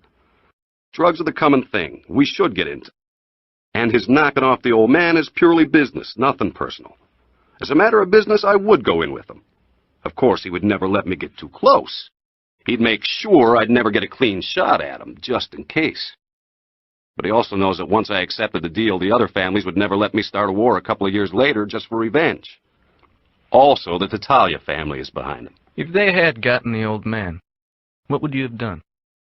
Sollazzo is dead meat. I don't care what it costs. I don't care if we have to fight all the 5 families in New York. The Tattaglia family is going to be wiped out. I don't care if we all go down together. That's not how Pop would have played it. Sonny made a violent gesture. I know I'm not the man he was, but I'll tell you this, and he'll tell you too. When it comes to real action, I can operate as good as anybody, short range. Sollazzo knows that, and so do Clemenza and Tessio. I made my bones when I was 19, the last time the family had a war, and I was a big help to the old man, so I'm not worried now. And our family has all the horses in a deal like this. I just wish we could get contact with Luca. Is Luca that tough, like they say? Is he that good? Sonny nodded. He's in a class by himself. I'm going to send him after the 3 Tattaglias. I'll get Sollazzo myself. Michael shifted uneasily in his chair. He looked at his older brother. He remembered Sonny as being sometimes casually brutal, but essentially warm-hearted. A nice guy. It seemed unnatural to hear him talking this way. It was chilling to see the list of names he had scribbled down, men to be executed, as if he were some newly crowned Roman emperor. He was glad that he was not truly part of all this, that now his father lived, he did not have to involve himself in vengeance. He'd help out, answering the phone, running errands and messages. Sonny and the old man could take care of themselves, especially with Luca behind them. At that moment, they heard a woman scream in the living room. Oh, Christ, Michael thought. It sounded like Tom's wife. He rushed to the door and opened it. Everybody in the living room was standing, and by the sofa, Tom Hagen was holding Teresa close to him, his face embarrassed. Teresa was weeping and sobbing, and Michael realized that the scream he had heard had been her calling out her husband's name with joy. As he watched, Tom Hagen disentangled himself from his wife's arms and lowered her back onto the sofa. He smiled at Michael grimly. Glad to see you, Mike. Really glad. He strode into the office without another look at his still sobbing wife. He hadn't lived with the Corleone family 10 years for nothing, Michael thought, with a queer flush of pride. Some of the old men had rubbed off on him, as it had on Sonny, and he thought, with surprise, even on himself. Chapter 5. It was nearly 4 o'clock in the morning as they all sat in the corner room office, Sonny, Michael, Tom Hagen, Clemenza, and Tessio. Teresa Hagen had been persuaded to go to her own home next door. Paulie Gatto was still waiting in the living room, not knowing that Tessio's men had been instructed not to let him leave or let him out of their sight. Tom Hagen relayed the deal Sollazzo offered. He told how, after Sollazzo had learned the Don still lived, it was obvious that he meant to kill Hagen. Hagen grinned. If I ever plead before the Supreme Court, I'll never plead better than I did with that goddamn Turk tonight. I told him I'd talk the family into the deal even though the Don was alive. I told him I could wrap you around my finger, Sonny, how we were buddies as kids. And don't get sore, but I let him get the idea that maybe you weren't too sorry about getting the old man's job, God forgive me. He smiled apologetically at Sonny, who made a gesture signifying that he understood that it was of no consequence. Michael, leaning back in his armchair with the phone at his right hand, studied both men. When Hagen had entered the room, Sonny had come rushing to embrace him. Michael realized with a faint twinge of jealousy that in many ways Sonny and Tom Hagen were closer than he himself could ever be to his own brother. Sonny said, "Let's get down to business. We have to make plans. Take a look at this list me and Tessio made up. Tessio, give Clemenza your copy." Michael said, "If we make plans, Freddie should be here." "Freddie is no use to us. The doctor says he's in shock so bad he has to have complete rest. I don't understand that. Freddie was always a pretty tough guy. I guess seeing the old man gunned down was hard on him. He always thought the Don was God. It wasn't like you and me, Mike." Okay, leave Freddie out. Leave him out of everything. Absolutely everything. Now, Sonny, until this is all over, I think you should stay in the house. I mean, never leave it. You're safe here. Don't underrate Sollazzo. He's got to be a Pezzanavante, a real 90 caliber. Is the hospital covered? Sonny nodded. "The cops have it locked in, and I got my people there visiting Pop all the time. What do you think of that list, Tom?" Hagen frowned down at the list of names. Jesus Christ, Sonny, you're really taking this personal. The Don would consider it a purely business dispute. Sollazzo is the key. Get rid of Sollazzo and everything falls in line. You don't have to go after the Tattaglias. Sonny looked at his two capo regime. Tessio shrugged. "It's tricky." Clemenza didn't answer at all. Sonny said to Clemenza, "One thing we can take care of without discussion. I don't want Paulie around here anymore. Make that first on your list." The fat capo regime nodded. What about Luca? Sollazzo didn't seem worried about Luca. That worries me. If Luca sold us out, we're in real trouble. That's the first thing we have to know. Has anybody been able to get in touch with him? "No. I've been calling him all night. Maybe he's shacked up." No, he never sleeps over with a broad. He always goes home when he's through. Mike, keep ringing his number until you get an answer. Michael dutifully picked up the phone and dialed. He could hear the phone ringing on the other end, but no one answered. Finally, he hung up. Keep trying every 15 minutes. "Okay, Tom. You're the consigliere. How about some advice? What the hell do you think we should do?" Hagen helped himself to the whiskey bottle on the desk. We negotiate with Sollazzo until your father is in shape to take charge. We might even make a deal if we have to. When your father gets out of bed, he can settle the whole business without a fuss, and all the families will go along with him. "You think I can't handle this guy, Sollazzo?" Tom Hagen looked him directly in the eye. Sonny, sure you can outfight him. The Corleone family has the power. You have Clemenza and Tessio here, and they can muster 1,000 men if it comes to an all-out war. But at the end, there will be a shambles over the whole East Coast, and all the other families will blame the Corleones. We'll make a lot of enemies. And that's something your father never believed in. Michael, watching Sonny, thought he took this well. But Sonny said to Hagen, "What if the old man dies? What do you advise then, consigliere?" I know you won't do it. but I would advise you to make a real deal with Sollozzo on the drugs. Without your father's political contacts and personal influence, the Corleone family loses half its strength. Without your father, the other New York families might wind up supporting the Tattaglias and Sollozzo just to make sure there isn't a long, destructive war. If your father dies, make the deal. Then wait and see. Sonny was white-faced with anger. That's easy for you to say. It's not your father they killed. I was as good a son to him as you or Mike, maybe better. I'm giving you a professional opinion. Personally, I want to kill all those bastards. The emotion in his voice shamed Sonny. Ah, Christ, Tom, I didn't mean it that way. But he had, really. Blood was blood, and nothing else was its equal. Sonny brooded for a moment as the others waited in embarrassed silence. Then he sighed. Okay, we'll sit tight until the old man can give us the lead. But, Tom, I want you to stay inside the mall, too. Don't take any chances. Mike, you be careful, though I don't think even Sollozzo would bring personal family into the war. Everybody would be against them then. But be careful. Tessio, you hold your people in reserve, but have them nosing around the city. Clemenza, after you settle the Paulie Gatto thing, you move your men into the house and the mall to replace Tessio's people. Tessio, you keep your men at the hospital, though. Tom, start negotiation over the phone or by messenger with Sollozzo and the Tattaglias the first thing in the morning. Mike, tomorrow you take a couple of Clemenza's people and go to Luca's house and wait for him to show up, or find out where the hell he is. The crazy bastard might be going after Sollozzo right now if he's heard the news. I can't believe he'd ever go against his Don, no matter what the Turk offered him. Hagen said reluctantly, Maybe Mike shouldn't get mixed up in this so directly. Right. Forget that, Mike. Anyway, I need you on the phone here in the house. That's more important.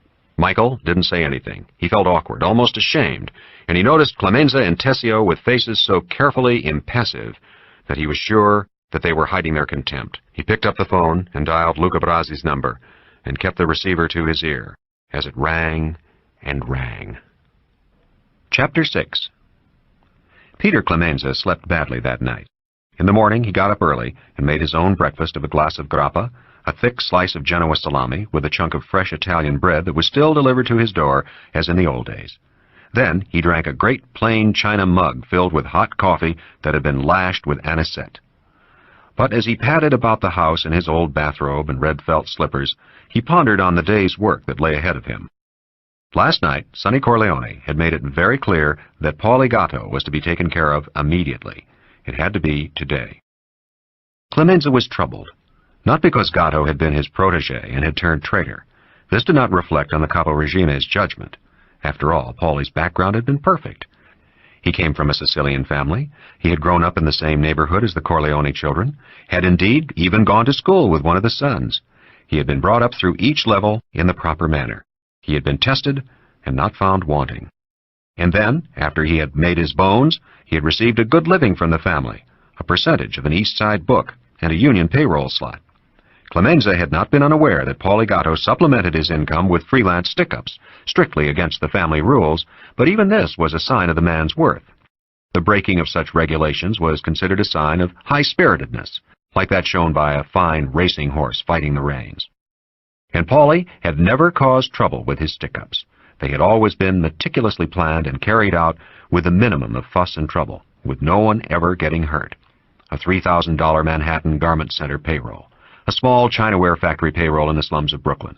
After all, a young man could always use some extra pocket money. It was all in the pattern. Who could ever foretell that Paulie Gatto would turn traitor? What was troubling Peter Clemenza this morning was an administrative problem. The actual execution of Gatto was a cut-and-dried chore. The problem was, who should the Capo Regime bring up from the ranks to replace Gatto in the family? It was an important promotion, that to button man, one not to be handed out lightly. The man had to be tough, and he had to be smart. He had to be safe, not a person that would talk to the police if he got in trouble, one well saturated in the Sicilian's law of omertà, the law of silence. And then, what kind of a living would he receive for his new duties? Clemenza had several times spoken to the Don about better rewards for the all-important button man who was first in the front line when trouble arose, but the Don had put him off. If Paulie had been making more money, he might have been able to resist the blandishments of the wily Turk, Sollozzo. Clemenza finally narrowed down the list of candidates to 3 men. The first was an enforcer who worked with the colored policy bankers in Harlem, a big, brawny brute of a man of great physical strength. a man with a great deal of personal charm who could get along with people and yet, when necessary, make them go in fear of him. But Clemenza scratched him off the list after considering his name for a half hour. This man got along too well with the black people, which hinted at some flaw of character. Also, he would be too hard to replace in the position he now held. The second name Clemenza considered and almost settled on was a hard-working chap who served faithfully and well in the organization. This man was the collector of delinquent accounts for family-licensed Shylocks in Manhattan. He had started off as a bookmaker's runner, but he was not quite yet ready for such an important promotion. Finally, he settled on Rocco Lampone. Lampone had served a short but impressive apprenticeship in the family. During the war, he had been wounded in Africa and had been discharged in 1943. Because of the shortage of young men, Clemenza had taken him on, even though Lampone was partially incapacitated by his injuries and walked with a pronounced limp. Clemenza had used him as a black market contact in the garment center and with government employees controlling OPA food stamps. From that, Lampone had graduated to troubleshooter for the whole operation. What Clemenza liked about him was his good judgment. He knew that there was no percentage in being tough about something that would only cost a heavy fine or 6 months in jail, small prices to pay for the enormous profits earned. He had the good sense to know that it was not an area for heavy threats, but light ones. He kept the whole operation in a minor key, which was exactly what was needed. Clemenza felt the relief of a conscientious administrator who has solved a knotty personnel problem. Yes, it would be Rocco Lampone who would assist, for Clemenza planned to handle this job himself, not only to help a new, inexperienced man make his bones, but to settle a personal score with Paulie Gatto. Paulie had been his protege. He had advanced Paulie over the heads of more deserving and more loyal people. He had helped Paulie make his bones and furthered his career in every way. Paulie had not only betrayed the family, he had betrayed his padrone, Peter Clemenza. This lack of respect had to be repaid. Everything else was arranged. Paulie Gatto had been instructed to pick him up at 3 in the afternoon and to pick him up with his own car, nothing hot. Now, Clemenza took up the telephone and dialed Rocco Lampone's number. He did not identify himself. He simply said, "Come to my house. I have an errand for you." He was pleased to note that, despite the early hour, Lampone's voice was not surprised or dazed with sleep, and he simply said, "Okay." "Good man." Clemenza added, "No rush. Have your breakfast and lunch first before you come see me, but not later than 2 in the afternoon." There was another laconic okay on the other end, and Clemenza hung up the phone. He had already alerted his people about replacing Capo Regime Tesio's people in the Corleone Mall, so that was done. He had capable subordinates and never interfered in a mechanical operation of that kind. He decided to wash his Cadillac. He loved the car. It gave him such a quiet, peaceful ride, and its upholstery was so rich that he sometimes sat in it for an hour when the weather was good because it was more pleasant than sitting in the house. And it always helped him think when he was grooming the car. He remembered his father in Italy doing the same thing with donkeys. Clemenza worked inside the heated garage. He hated cold. He ran over his plans. You had to be careful with Paulie. The man was like a rat. He could smell danger. And now, of course, despite being so tough, he must be shitting in his pants because the old man was still alive. He'd be as skittish as a donkey with ants up his ass. But Clemenza was accustomed to these circumstances, usual in his work. First, he had to have a good excuse for Rocco to accompany them. Second, he had to have a plausible mission for the three of them to go on. Of course, strictly speaking, this was not necessary. Paulie Gatto could be killed without any of these frills. He was locked in. He could not run away. But Clemenza felt strongly that it was important to keep good working habits and never give away a fraction of a percentage point. You never could tell what might happen, and these matters were, after all, questions of life and death.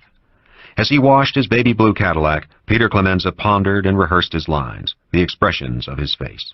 He would be curt with Paulie, as if displeased with him. With a man so sensitive and suspicious as Gatto, this would throw him off the track, or at least leave him uncertain. Undue friendliness would make him wary. But of course, the curtness must not be too angry. It had to be rather an absent-minded sort of irritation. And why Lampone? Paulie would find that most alarming, especially since Lampone had to be in the rear seat. Paulie wouldn't like being helpless at the wheel with Lampone behind his head. Clemenza rubbed and polished the metal of his Cadillac furiously. It was going to be tricky, very tricky. For a moment he debated whether to recruit another man, but decided against it. Here he followed basic reasoning. In years to come, a situation might arise where it might be profitable for one of his partners to testify against him. If there were just one accomplice, it was one's word against the other. But the word of a second accomplice could swing the balance.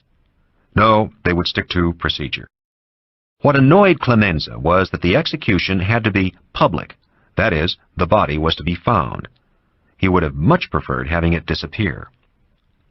Usual burying grounds were the nearby ocean or the swamplands of New Jersey on land owned by friends of the family or by other more complicated methods.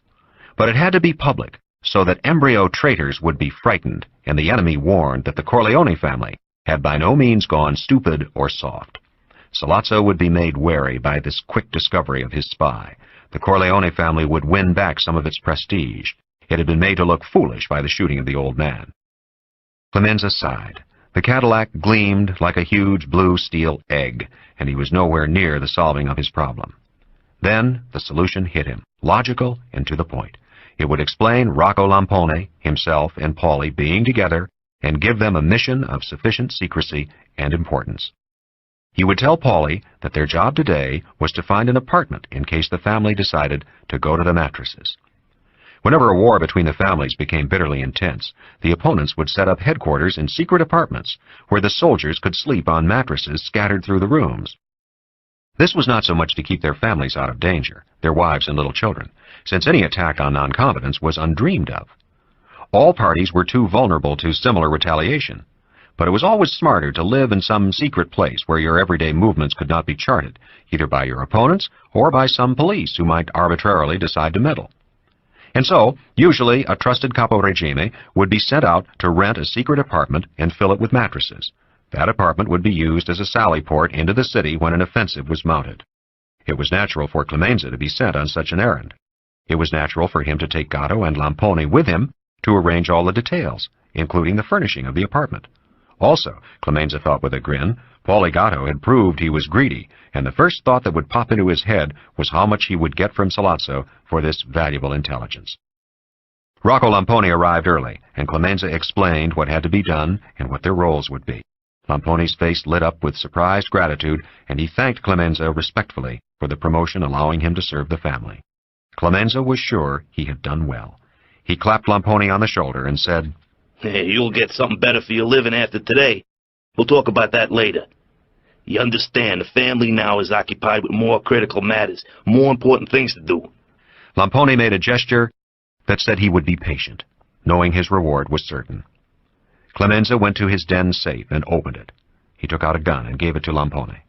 "Use this one. They can never trace it. Leave it in the car with Paulie.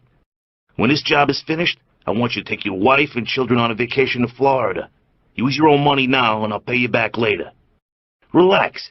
Get the sun. Use the family hotel in Miami Beach so I'll know where I can get you when I want."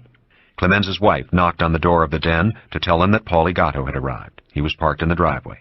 Clemenza led the way through the garage, and Lampone followed him. When Clemenza got into the front seat with Gatto, he merely grunted in greeting, an exasperated look on his face. He looked at the wristwatch, as if he expected to find that Gatto was late. The ferret-faced button man was watching him intently, looking for a clue. He flinched a little when Lampone got into the rear seat behind him and said, "Rocco, sit on the other side. A big guy like you blocks up my rearview mirror."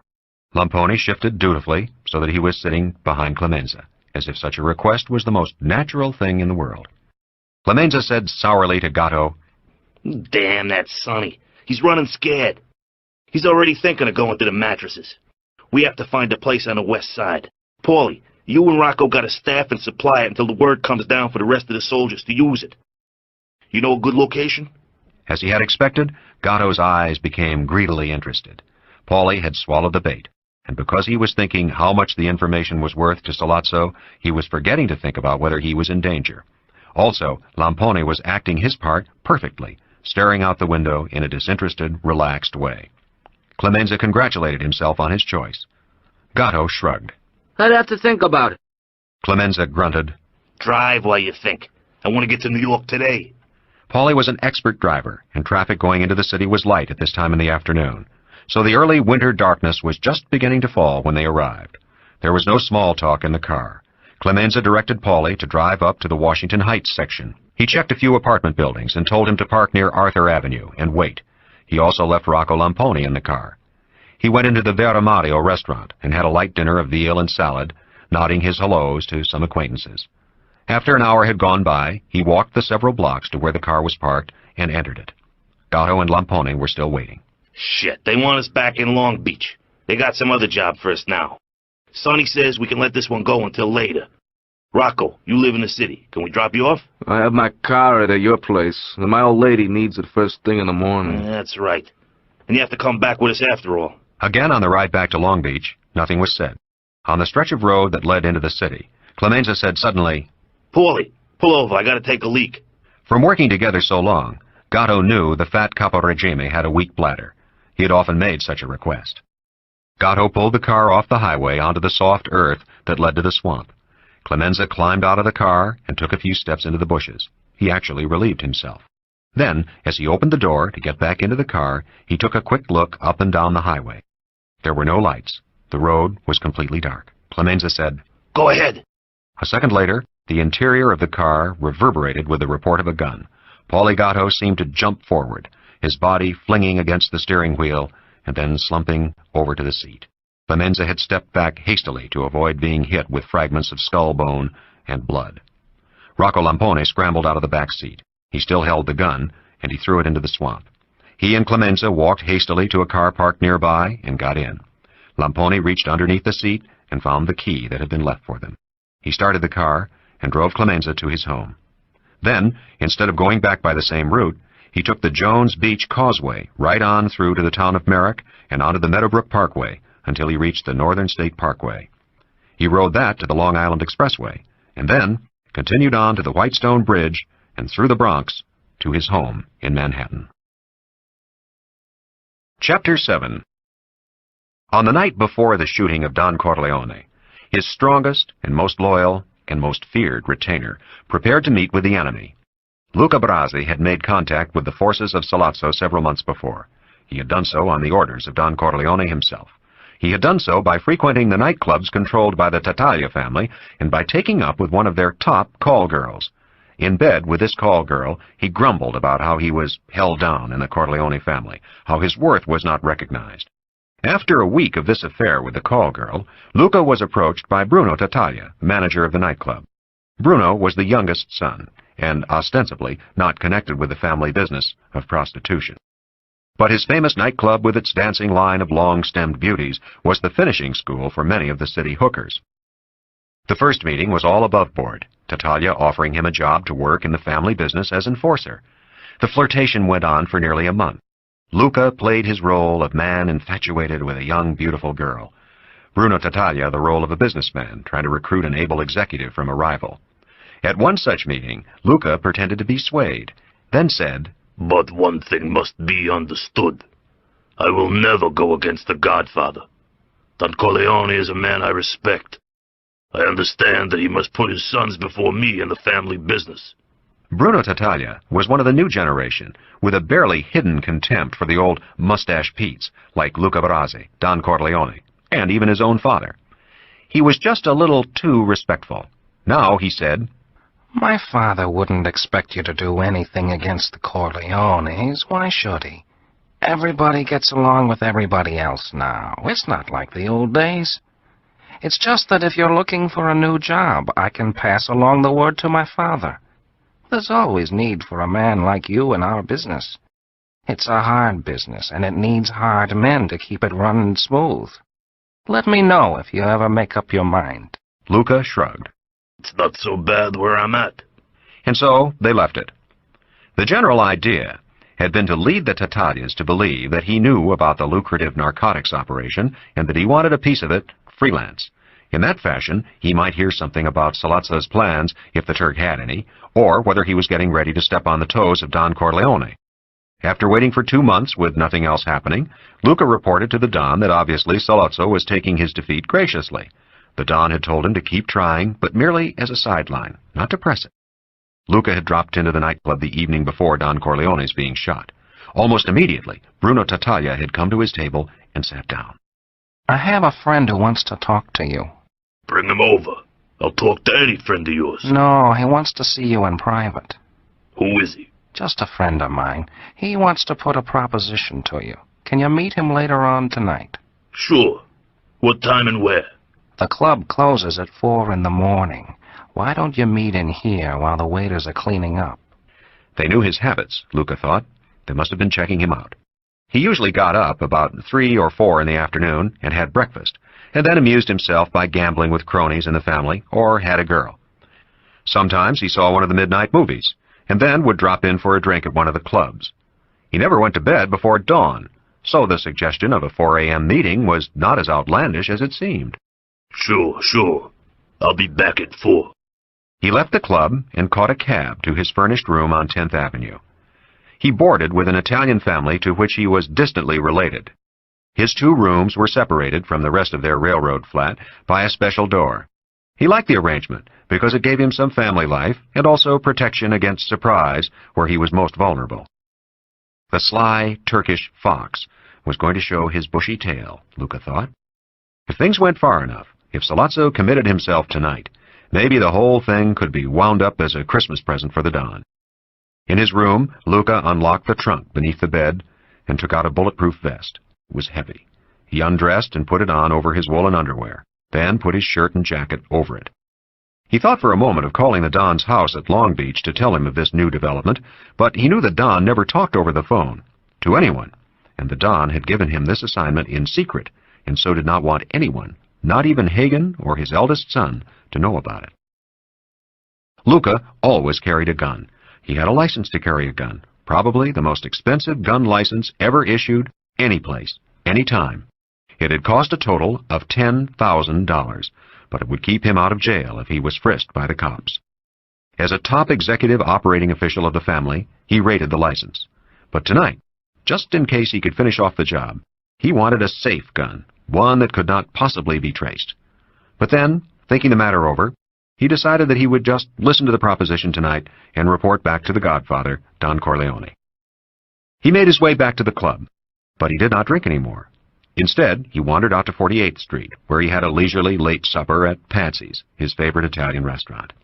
When it was time for his appointment, he drifted uptown to the club entrance. The doorman was no longer there when he went in. The hat-check girl was gone. Only Bruno Tattaglia waited to greet him and lead him to the deserted bar at the side of the room. Before him he could see the desert of small tables with the polished yellow wood dance floor gleaming like a small diamond in the middle of them. In the shadows was the empty bandstand. Out of it grew the skeleton metal stalk of a microphone. Luca sat at the bar, and Bruno Tattaglia went behind it. Luca refused the drink offered to him and lit a cigarette. It was possible that this would turn out to be something else, not the Turk. But then he saw Sollozzo emerge out of the shadows at the far end of the room. Sollozzo shook his hand and sat at the bar next to him. Tattaglia put a glass in front of the Turk, who nodded his thanks. Sollozzo asked, "Do you know who I am?" Luca nodded. He smiled grimly. The rats were being flushed out of their holes. It would be his pleasure to take care of this renegade Sicilian. "Do you know what I am going to ask of you?" Luca shook his head. "There's big business to be made. I mean millions for everybody at the top level. On a first shipment, I can guarantee you $50,000. I'm talking about drugs. It's a common thing." Why come to me? You want me to talk to my Don? Sollozzo grimaced. "I've already talked to the Don. He wants no part of it. All right, I can do without him. But I need somebody strong to protect the operation physically. I understand you're not happy with your family. You might make a switch." Luca shrugged. If the offer's good enough. Sollozzo had been watching him intently and seemed to have come to a decision. "Think about my offer for a few days, and then we'll talk again." He put out his hand, but Luca pretended not to see it and busied himself putting a cigarette in his mouth. Behind the bar, Bruno Tattaglia made a lighter appear magically and held it to Luca's cigarette. And then he did a strange thing. He dropped the lighter on the bar and grabbed Luca's right hand, holding it tight. Luca reacted instantly, his body slipping off the bar stool and trying to twist away. But Sollozzo had grabbed his other hand at the wrist. Still, Luca was too strong for both of them and would have broken free, except that a man stepped out of the shadows behind him and threw a thin silken cord around his neck. The cord pulled tight, choking off Luca's breath. His face became purple, the strength in his arms drained away. Tatalia and Sollozzo held his hands easily now, and they stood there curiously childlike as the man behind Luca pulled the cord around Luca's neck tighter and tighter. Suddenly, the floor was wet and slippery. Luca's sphincter, no longer under control, opened. The waste of his body spilled out. There was no strength in him anymore, and his legs folded. His body sagged. Sollozzo and Tatalia let his hands go, and only the strangler stayed with the victim, sinking to his knees to follow Luca's falling body, drawing the cord so tight that it cut into the flesh of the neck and disappeared. Luca's eyes were bulging out of his head as if in the utmost surprise, and this surprise was the only humanity remaining to him. He was dead. Sollozzo said, "I don't want him found. It's important that he not be found right now." He turned on his heel and left, disappearing back into the shadows. Chapter 8. The day after the shooting of Don Corleone was a busy time for the family. Michael stayed by the phone, relaying messages to Sonny. Tom Hagen was busy trying to find a mediator satisfactory to both parties so that a conference could be arranged with Sollozzo. The Turk had suddenly become cagey. Perhaps he knew that the family button men of Clemenza and Tessio were ranging far and wide over the city in an attempt to pick up his trail. But Sollozzo was sticking close to his hideout, as were all top members of the Tatalia family. This was expected by Sonny, an elementary precaution he knew the enemy was bound to take. Clemenza was tied up with Paulie Gatto. Tessio had been given the assignment of trying to track down the whereabouts of Luca Brasi. Luca had not been home since the night before the shooting, a bad sign. But Sonny could not believe that Brasi had either turned traitor or had been taken by surprise. Mama Corleone was staying in the city with friends of the family so that she could be near the hospital. Carlo Rizzi, the son-in-law, had offered his services, but had been told to take care of his own business that Don Corleone had set him up in, a lucrative bookmaking territory in the Italian section of Manhattan. Connie was staying with her mother in town so that she, too, could visit her father in the hospital. Freddie was still under sedation in his own room of his parents' house. Sonny and Michael had paid him a visit and had been astonished at his paleness, his obvious illness. When they left Freddie's room, Sonny said to Michael, "Christ, he looks like he got plugged worse than the old man." Michael shrugged. He had seen soldiers in the same condition on the battlefield, but he had never expected it to happen to Freddie. He remembered the middle brother as being physically the toughest one in the family when all of them were kids, but he had also been the most obedient son to his father. This is the end of disc number 3. Please insert disc number 4.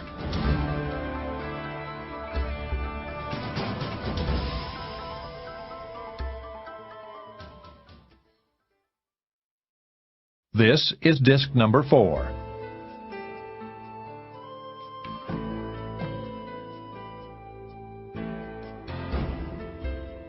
When they left Freddie's room, Sonny said to Michael, "Christ, he looks like he got plugged worse than the old man." Michael shrugged. He had seen soldiers in the same condition on the battlefield, but he had never expected it to happen to Freddie. He remembered the middle brother as being physically the toughest one in the family when all of them were kids, but he had also been the most obedient son to his father, and yet everyone knew that the Don had given up on this middle son ever being important to the business. He wasn't quite smart enough, and failing that, not quite ruthless enough. He was too retiring a person, did not have enough force. Late in the afternoon, Michael got a call from Johnny Fontaine in Hollywood. Sonny took the phone. "Nah, Johnny, no use coming back here to see the old man. He's too sick and it would give you a lot of bad publicity. And I know the old man wouldn't like that. Wait until he's better and we can move him home, then come see him." "Okay. Yeah, I'll give him your regards." Sonny hung up the phone. He turned to Michael. "That'll make Pop happy that Johnny wanted to fly from California to see how he was." Late that afternoon, Michael was called to the listed phone in the kitchen by one of Clemenza's men. It was Kay. Is your father all right? Her voice was a little strained, a little unnatural. Michael knew that she couldn't quite believe what had happened, that his father really was what the newspapers called a gangster. "He'll be okay." Can I come with you when you visit him in the hospital? Michael laughed. She had remembered him telling her how important it was to do such things if you wanted to get along with the old Italians. "This is a special case. If the newspaper guys get a hold of your name and background, you'll be on page 3 of the Daily News. Girl from old Yankee family mixed up with son of a big mafia chief. How would your parents like that?" My parents never read the Daily News. Again, there was an awkward pause, and then she said, You're okay, aren't you, Mike? You're not in any danger. Mike laughed again. I'm known as the sissy of the Corleone family. No threat. So they don't have to bother coming after me. No, it's all over, Kay. There won't be any more trouble. It was all sort of an accident anyway. I'll explain when I see you. When will that be? Michael pondered. How about late tonight? We'll have a drink and supper in your hotel, and then I'll go to the hospital and see my old man. I'm getting tired of hanging around here answering phones. Okay? But don't tell anybody. I don't want newspaper photographers snapping pictures of us together. No kidding, Kay. It's damned embarrassing. Especially for your parents. All right. I'll be waiting. Can I do any Christmas shopping for you, or anything else? No. Just be ready. She gave a little excited laugh. I'll be ready. Aren't I always? Yes, you are. That's why you're my best girl. I love you. Can you say it? Michael looked at the four hoods sitting in the kitchen. No. Tonight, okay? Okay. He hung up. Clemenza had finally come back from his day's work and was bustling around the kitchen, cooking up a huge pot of tomato sauce. Michael nodded to him and went to the corner office, where he found Hagen and Sonny waiting for him impatiently. Is Clemenza out there? Michael grinned. He's cooking up spaghetti for the troops, just like the army. Tell him to cut out that crap and come on in here. I have more important things for him to do. Get Tessio in here with him. In a few minutes, they were all gathered in the office. Sonny said curtly to Clemenza, "You take care of him?" Clemenza nodded. You won't see him anymore. With a slight electric shock, Michael realized they were talking about Paulie Gatto, and the little Paulie was dead, murdered by that jolly wedding dancer, Clemenza. Sonny asked Hagen, "You have any luck with Salazzo?" Hagen shook his head. He seems to have cooled off on the negotiation idea. Anyway, he doesn't seem to be too anxious. Or maybe he's just being very careful so that our button men won't nail him. Anyway, I haven't been able to set up a top-notch go-between he'll trust. But he must know he has to negotiate now. He missed his chance when he let the old man get away from him. He's a smart guy. The smartest our family ever came up against. Maybe he figured we're just stalling until the old man gets better or we can get a line on him. Hagen shrugged. Sure, he figures that. But he still has to negotiate. He has no choice. I'll get it set up tomorrow, that's certain. One of Clemenza's men knocked on the office door and then came in. He said to Clemenza, It just came over the radio. The cops found Paulie Gatto, dead in his car. Clemenza nodded and said to the man, Don't worry about it. The button man gave his capo regime an astonished look, which was followed by a look of comprehension, before he went back to the kitchen. The conference went on as if there'd been no interruption. Sonny asked Hagen, Any change in Adon's condition? Hagen shook his head. He's okay, but he won't be able to talk for another couple of days. He's all knocked out, still recovering from the operation. Your mother spends most of the day with him, Connie too. There's cops all over the hospital, and Tessio's men hang around too, just in case. In a couple of days he'll be all right, and then we can see what he wants us to do. Meanwhile, we have to keep Salazzo from doing anything rash. That's why I want to start you talking deals with him. Sonny grunted. Until he does, I've got Clemenza and Tessio looking for him. Maybe we'll get lucky and solve the whole business. You won't get lucky. Salazzo is too smart. Hagen paused. He knows once he comes to the table, he'll have to go our way mostly. That's why he's stalling. I'm guessing he's trying to line up support from the other New York families so that we won't go after him when the old man gives us the word. Sonny frowned. Why the hell should they do that? To avert a big war which hurts everybody and brings the papers and government into the act. Also, Salazzo will give him a piece of the action. And you know how much dough there is in drugs. The Corleone family doesn't need it. We have the gambling, which is the best business to have. But the other families are hungry. Salazzo's a proven man. They know he can make the operation go on a big scale. Alive, he's money in their pockets. Dead, he's trouble. Sonny's face was as Michael had never seen it. The heavy, cupid mouth and bronzed skin seemed gray. I don't give a fuck what they want. They better not mess in this fight. Clemenza and Tessio shifted uneasily in their chairs, infantry leaders who hear their general rave about storming an impregnable hill, no matter what the cost. Hagen said a little impatiently, Come on, Sonny, your father wouldn't like you thinking that way. You know what he always says. That's a waste. Sure, we're not going to let anybody stop us if the old man says we go after Salazzo. But this is not a personal thing. This is business. If we go after the Turk and the families interfere, we'll negotiate the issue. If the families see that we're determined to have Salazzo, they'll let us. The Don will make concessions in other areas to square things. But don't go blood crazy on a thing like this. It's business. Even the shooting of your father was business, not personal. You should know that by now. Sonny's eyes were still hard. Okay, I understand all that. Just so long as you understand that nobody stands in our way when we want Salazzo. Sonny turned to Tessio. Any leads on Luca? Tessio shook his head. None at all. Salazzo must have snatched him. Salazzo wasn't worried about Luca, which struck me as funny. He's too smart not to worry about a guy like Luca. I think he maybe got him out of the picture, one way or the other. Christ, I hope Luca isn't fighting against us. That's the one thing I'd be afraid of. Clemenza, Tessio, how do you two guys figure it? Anybody could go wrong. Look at Paulie. But with Luca, he was a man who could only go one way. The Godfather was the only thing he believed in, the only man he feared. But not only that, Sonny, he respected your father as no one else respected him, and the Godfather has earned respect from everyone. No, Luca would never betray us, and I find it hard to believe that a man like Salazzo, no matter how cunning, could surprise Luca. He was a man who suspected everyone and everything. He was always ready for the worst. I think maybe he just went off someplace for a few days. We'll be hearing from him any time now. Sonny turned to Tessio. The Brooklyn Capo Regime shrugged. Any man could turn traitor. Luca was very touchy. Maybe the Don offended him some way. That could be. I think, though, that Salazzo gave him a little surprise. That fits in with what the consigliere says. We should expect the worst. Sonny said to all of them, Salazzo should get the word soon about Paulie Gatto. How will that affect them? It'll make him think. He'll know the Corleone family are not fools. He will realize that he was very lucky yesterday. That wasn't luck. Salazzo was planning that for weeks. They must have tailed the old man to his office every day and watched his routine. Then they bought Paulie off and maybe Luca. They snatched Tom right on the button. They did everything they wanted to do. They were unlucky, not lucky. Those button men they hired weren't good enough, and the old man moved too quick. If they had killed him, I would have had to make a deal, and Salazzo would have won. For now. I would have waited maybe and got him 5, 10 years from now.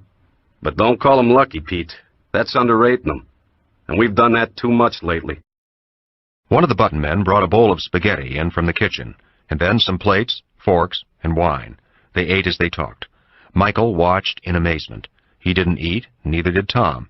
But Sonny, Clemenza, and Tessio dug in, mopping up sauce with crusts of bread. It was almost comical. They continued their discussion. Tessio didn't think that the loss of Paulie Gatto would upset Salazzo.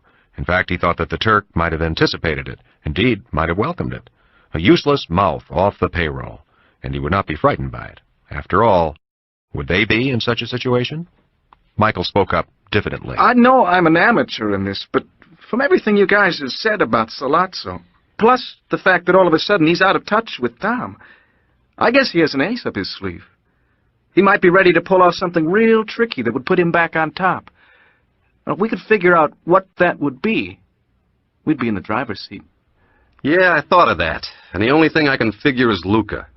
The word is already out that he's to be brought here before he's allowed any of his old rights in the family. The only other thing I can think of is that Salazzo has made his deal with the families in New York, and we'll get the word tomorrow that they will be against us in a war. That we'll have to give the Turk his deal. Right, Tom? Hagen nodded. That's what it looks like to me. And we can't move against that kind of opposition without your father. He's the only one who can stand against the families. He has the political connections they always need, and he can use them for the trading. If he wants to badly enough.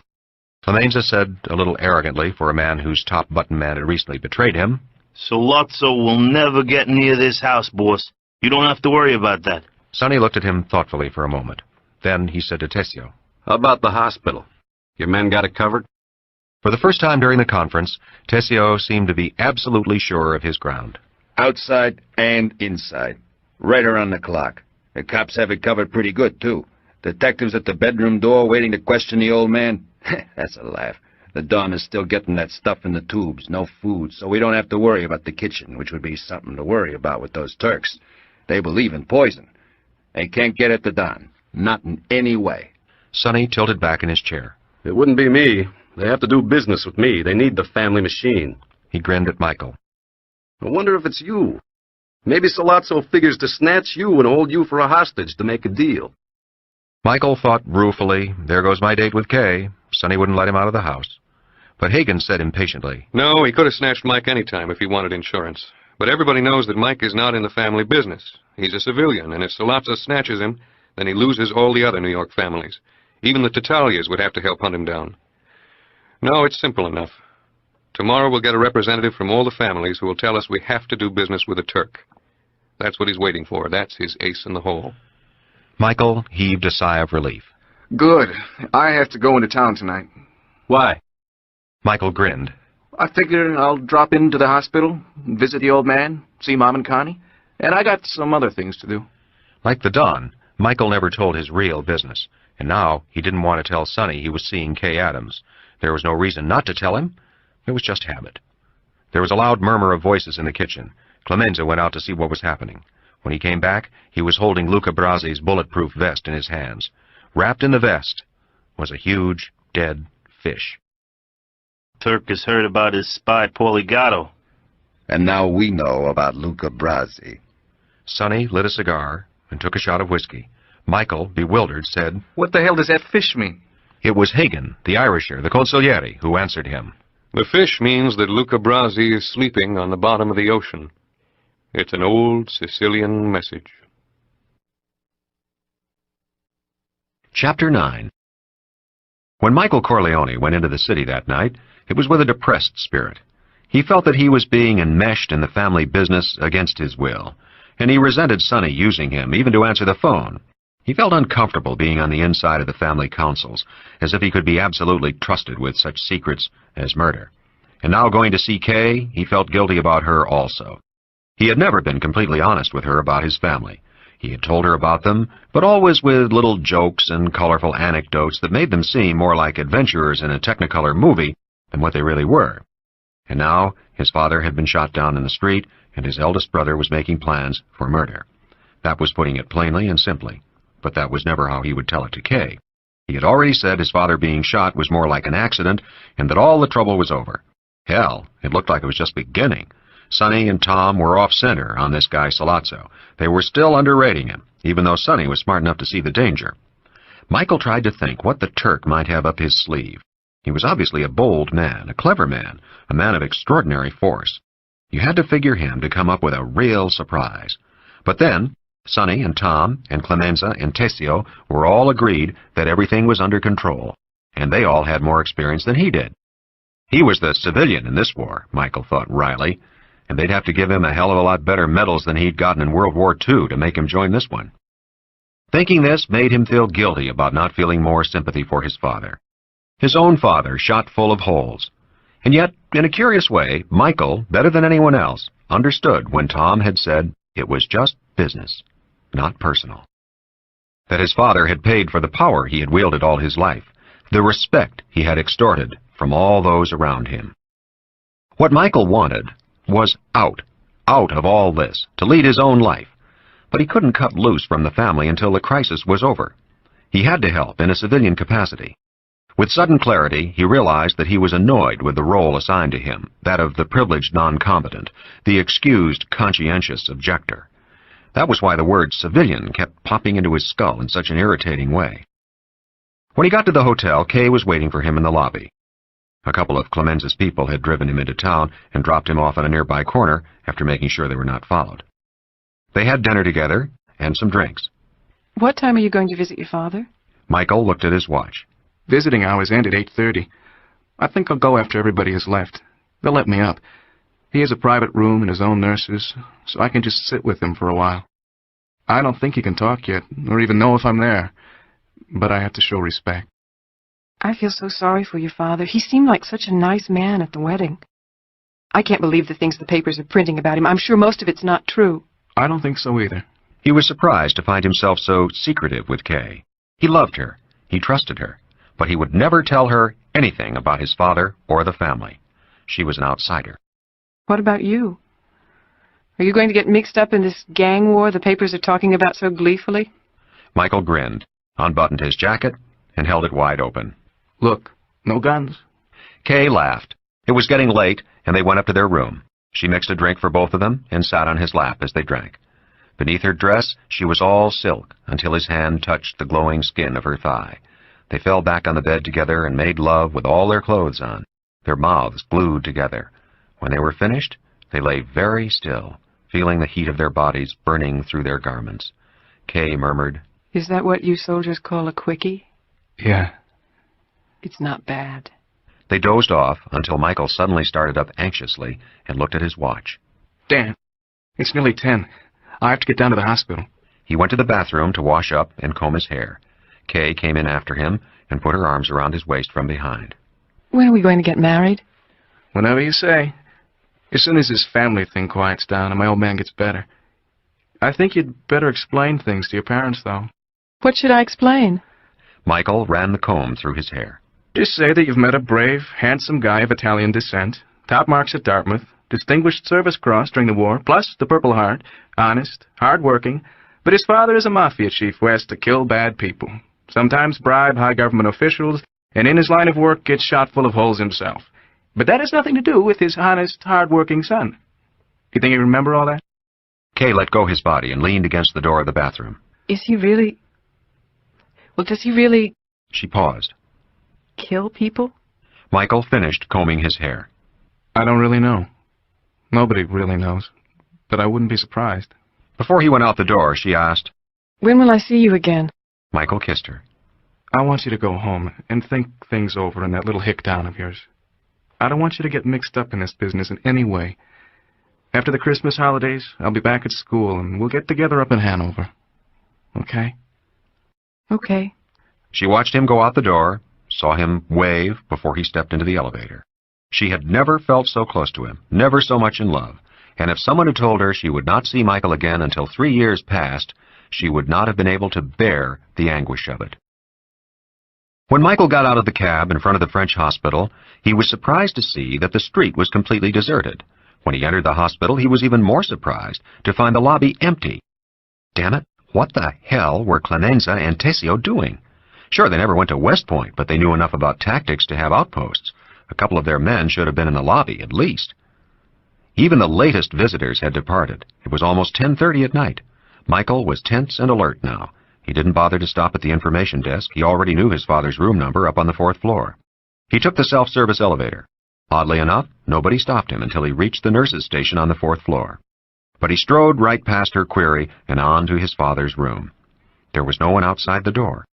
Where the hell were the 2 detectives who were supposed to be waiting around to guard and question the old man? Where the hell were Tessio and Clemenza's people? Could there be someone inside the room? But the door was open. Michael went in. There was a figure in the bed, and by the December moonlight, straining through the window, Michael could see his father's face. Even now it was impassive. The chest heaved shallowly with his uneven breath. Tubes hung from steel gallows beside the bed and ran into his nose. On the floor was a glass jar receiving the poisons emptied from his stomach by other tubes. Michael stayed there for a few moments to make sure his father was all right, then backed out of the room. He told the nurse, My name is Michael Corleone. I just want to sit with my father. What happened to the detectives who were supposed to be guarding him? The nurse was a pretty young thing with a great deal of confidence in the power of her office.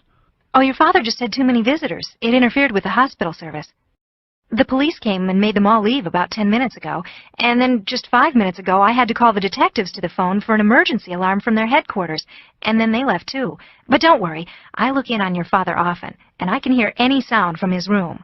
That's why we leave the doors open. Thank you. I'll sit with him for a little while, okay? She smiled at him. Just for a little bit, and then I'm afraid you'll have to leave. It's the rules, you know. Michael went back into his father's room. He took the phone from its cradle and got the hospital operator to give him the house in Long Beach. The phone in the corner office room. Sonny answered. Sonny, I'm down at the hospital. I came down late. Sonny, there's nobody here. None of Tessio's people, no detectives at the door. The old man was completely unprotected. His voice was trembling. There was a long silence, and then Sonny's voice came, low and impressed. This is Sollazzo's move you were talking about. That's what I figured, too. But how did he get the cops to clear everybody out, and where did they go? What happened to Tessio's men? Jesus Christ, has that bastard Sollazzo got the New York Police Department in his pocket, too? Take it easy, kid. Sonny's voice was soothing. We got lucky again with you going to visit the hospital so late. Stay in the old man's room. Lock the door from the inside. I'll have some men there inside of 15 minutes, soon as I make some calls. Just sit tight and don't panic. Okay, kid? I won't panic. For the first time since it had all started, he felt a furious anger rising in him, a cold hatred for his father's enemies. He hung up the phone and rang the buzzer for the nurse. He decided to use his own judgment and disregard Sonny's orders. When the nurse came in, he said, I don't want you to get frightened, but we have to move my father right away, to another room or another floor. Can you disconnect all these tubes so we can wheel the bed out? Well, that's ridiculous. We have to get permission from the doctor. Michael spoke very quickly. You've read about my father in the papers. You've seen that there's no one here tonight to guard him. Now, I've just gotten word some men will come into the hospital to kill him. Please believe me and help me. He could be extraordinarily persuasive when he wanted to be. We don't have to disconnect the tubes. We can wheel the stand with the bed. Do you have an empty room? At the end of the hall. It was done in a matter of moments, very quickly and very efficiently. Stay here with him until help comes. If you're outside at your station, you might get hurt. At that moment, he heard his father's voice from the bed, hoarse but full of strength. Michael? Is it you? What happened? What is it? Michael leaned over the bed. He took his father's hand in his. It's Mike. Don't be afraid. Now listen, don't make any noise at all, especially if somebody calls out your name. Some people want to kill you, understand? But I'm here, so don't be afraid.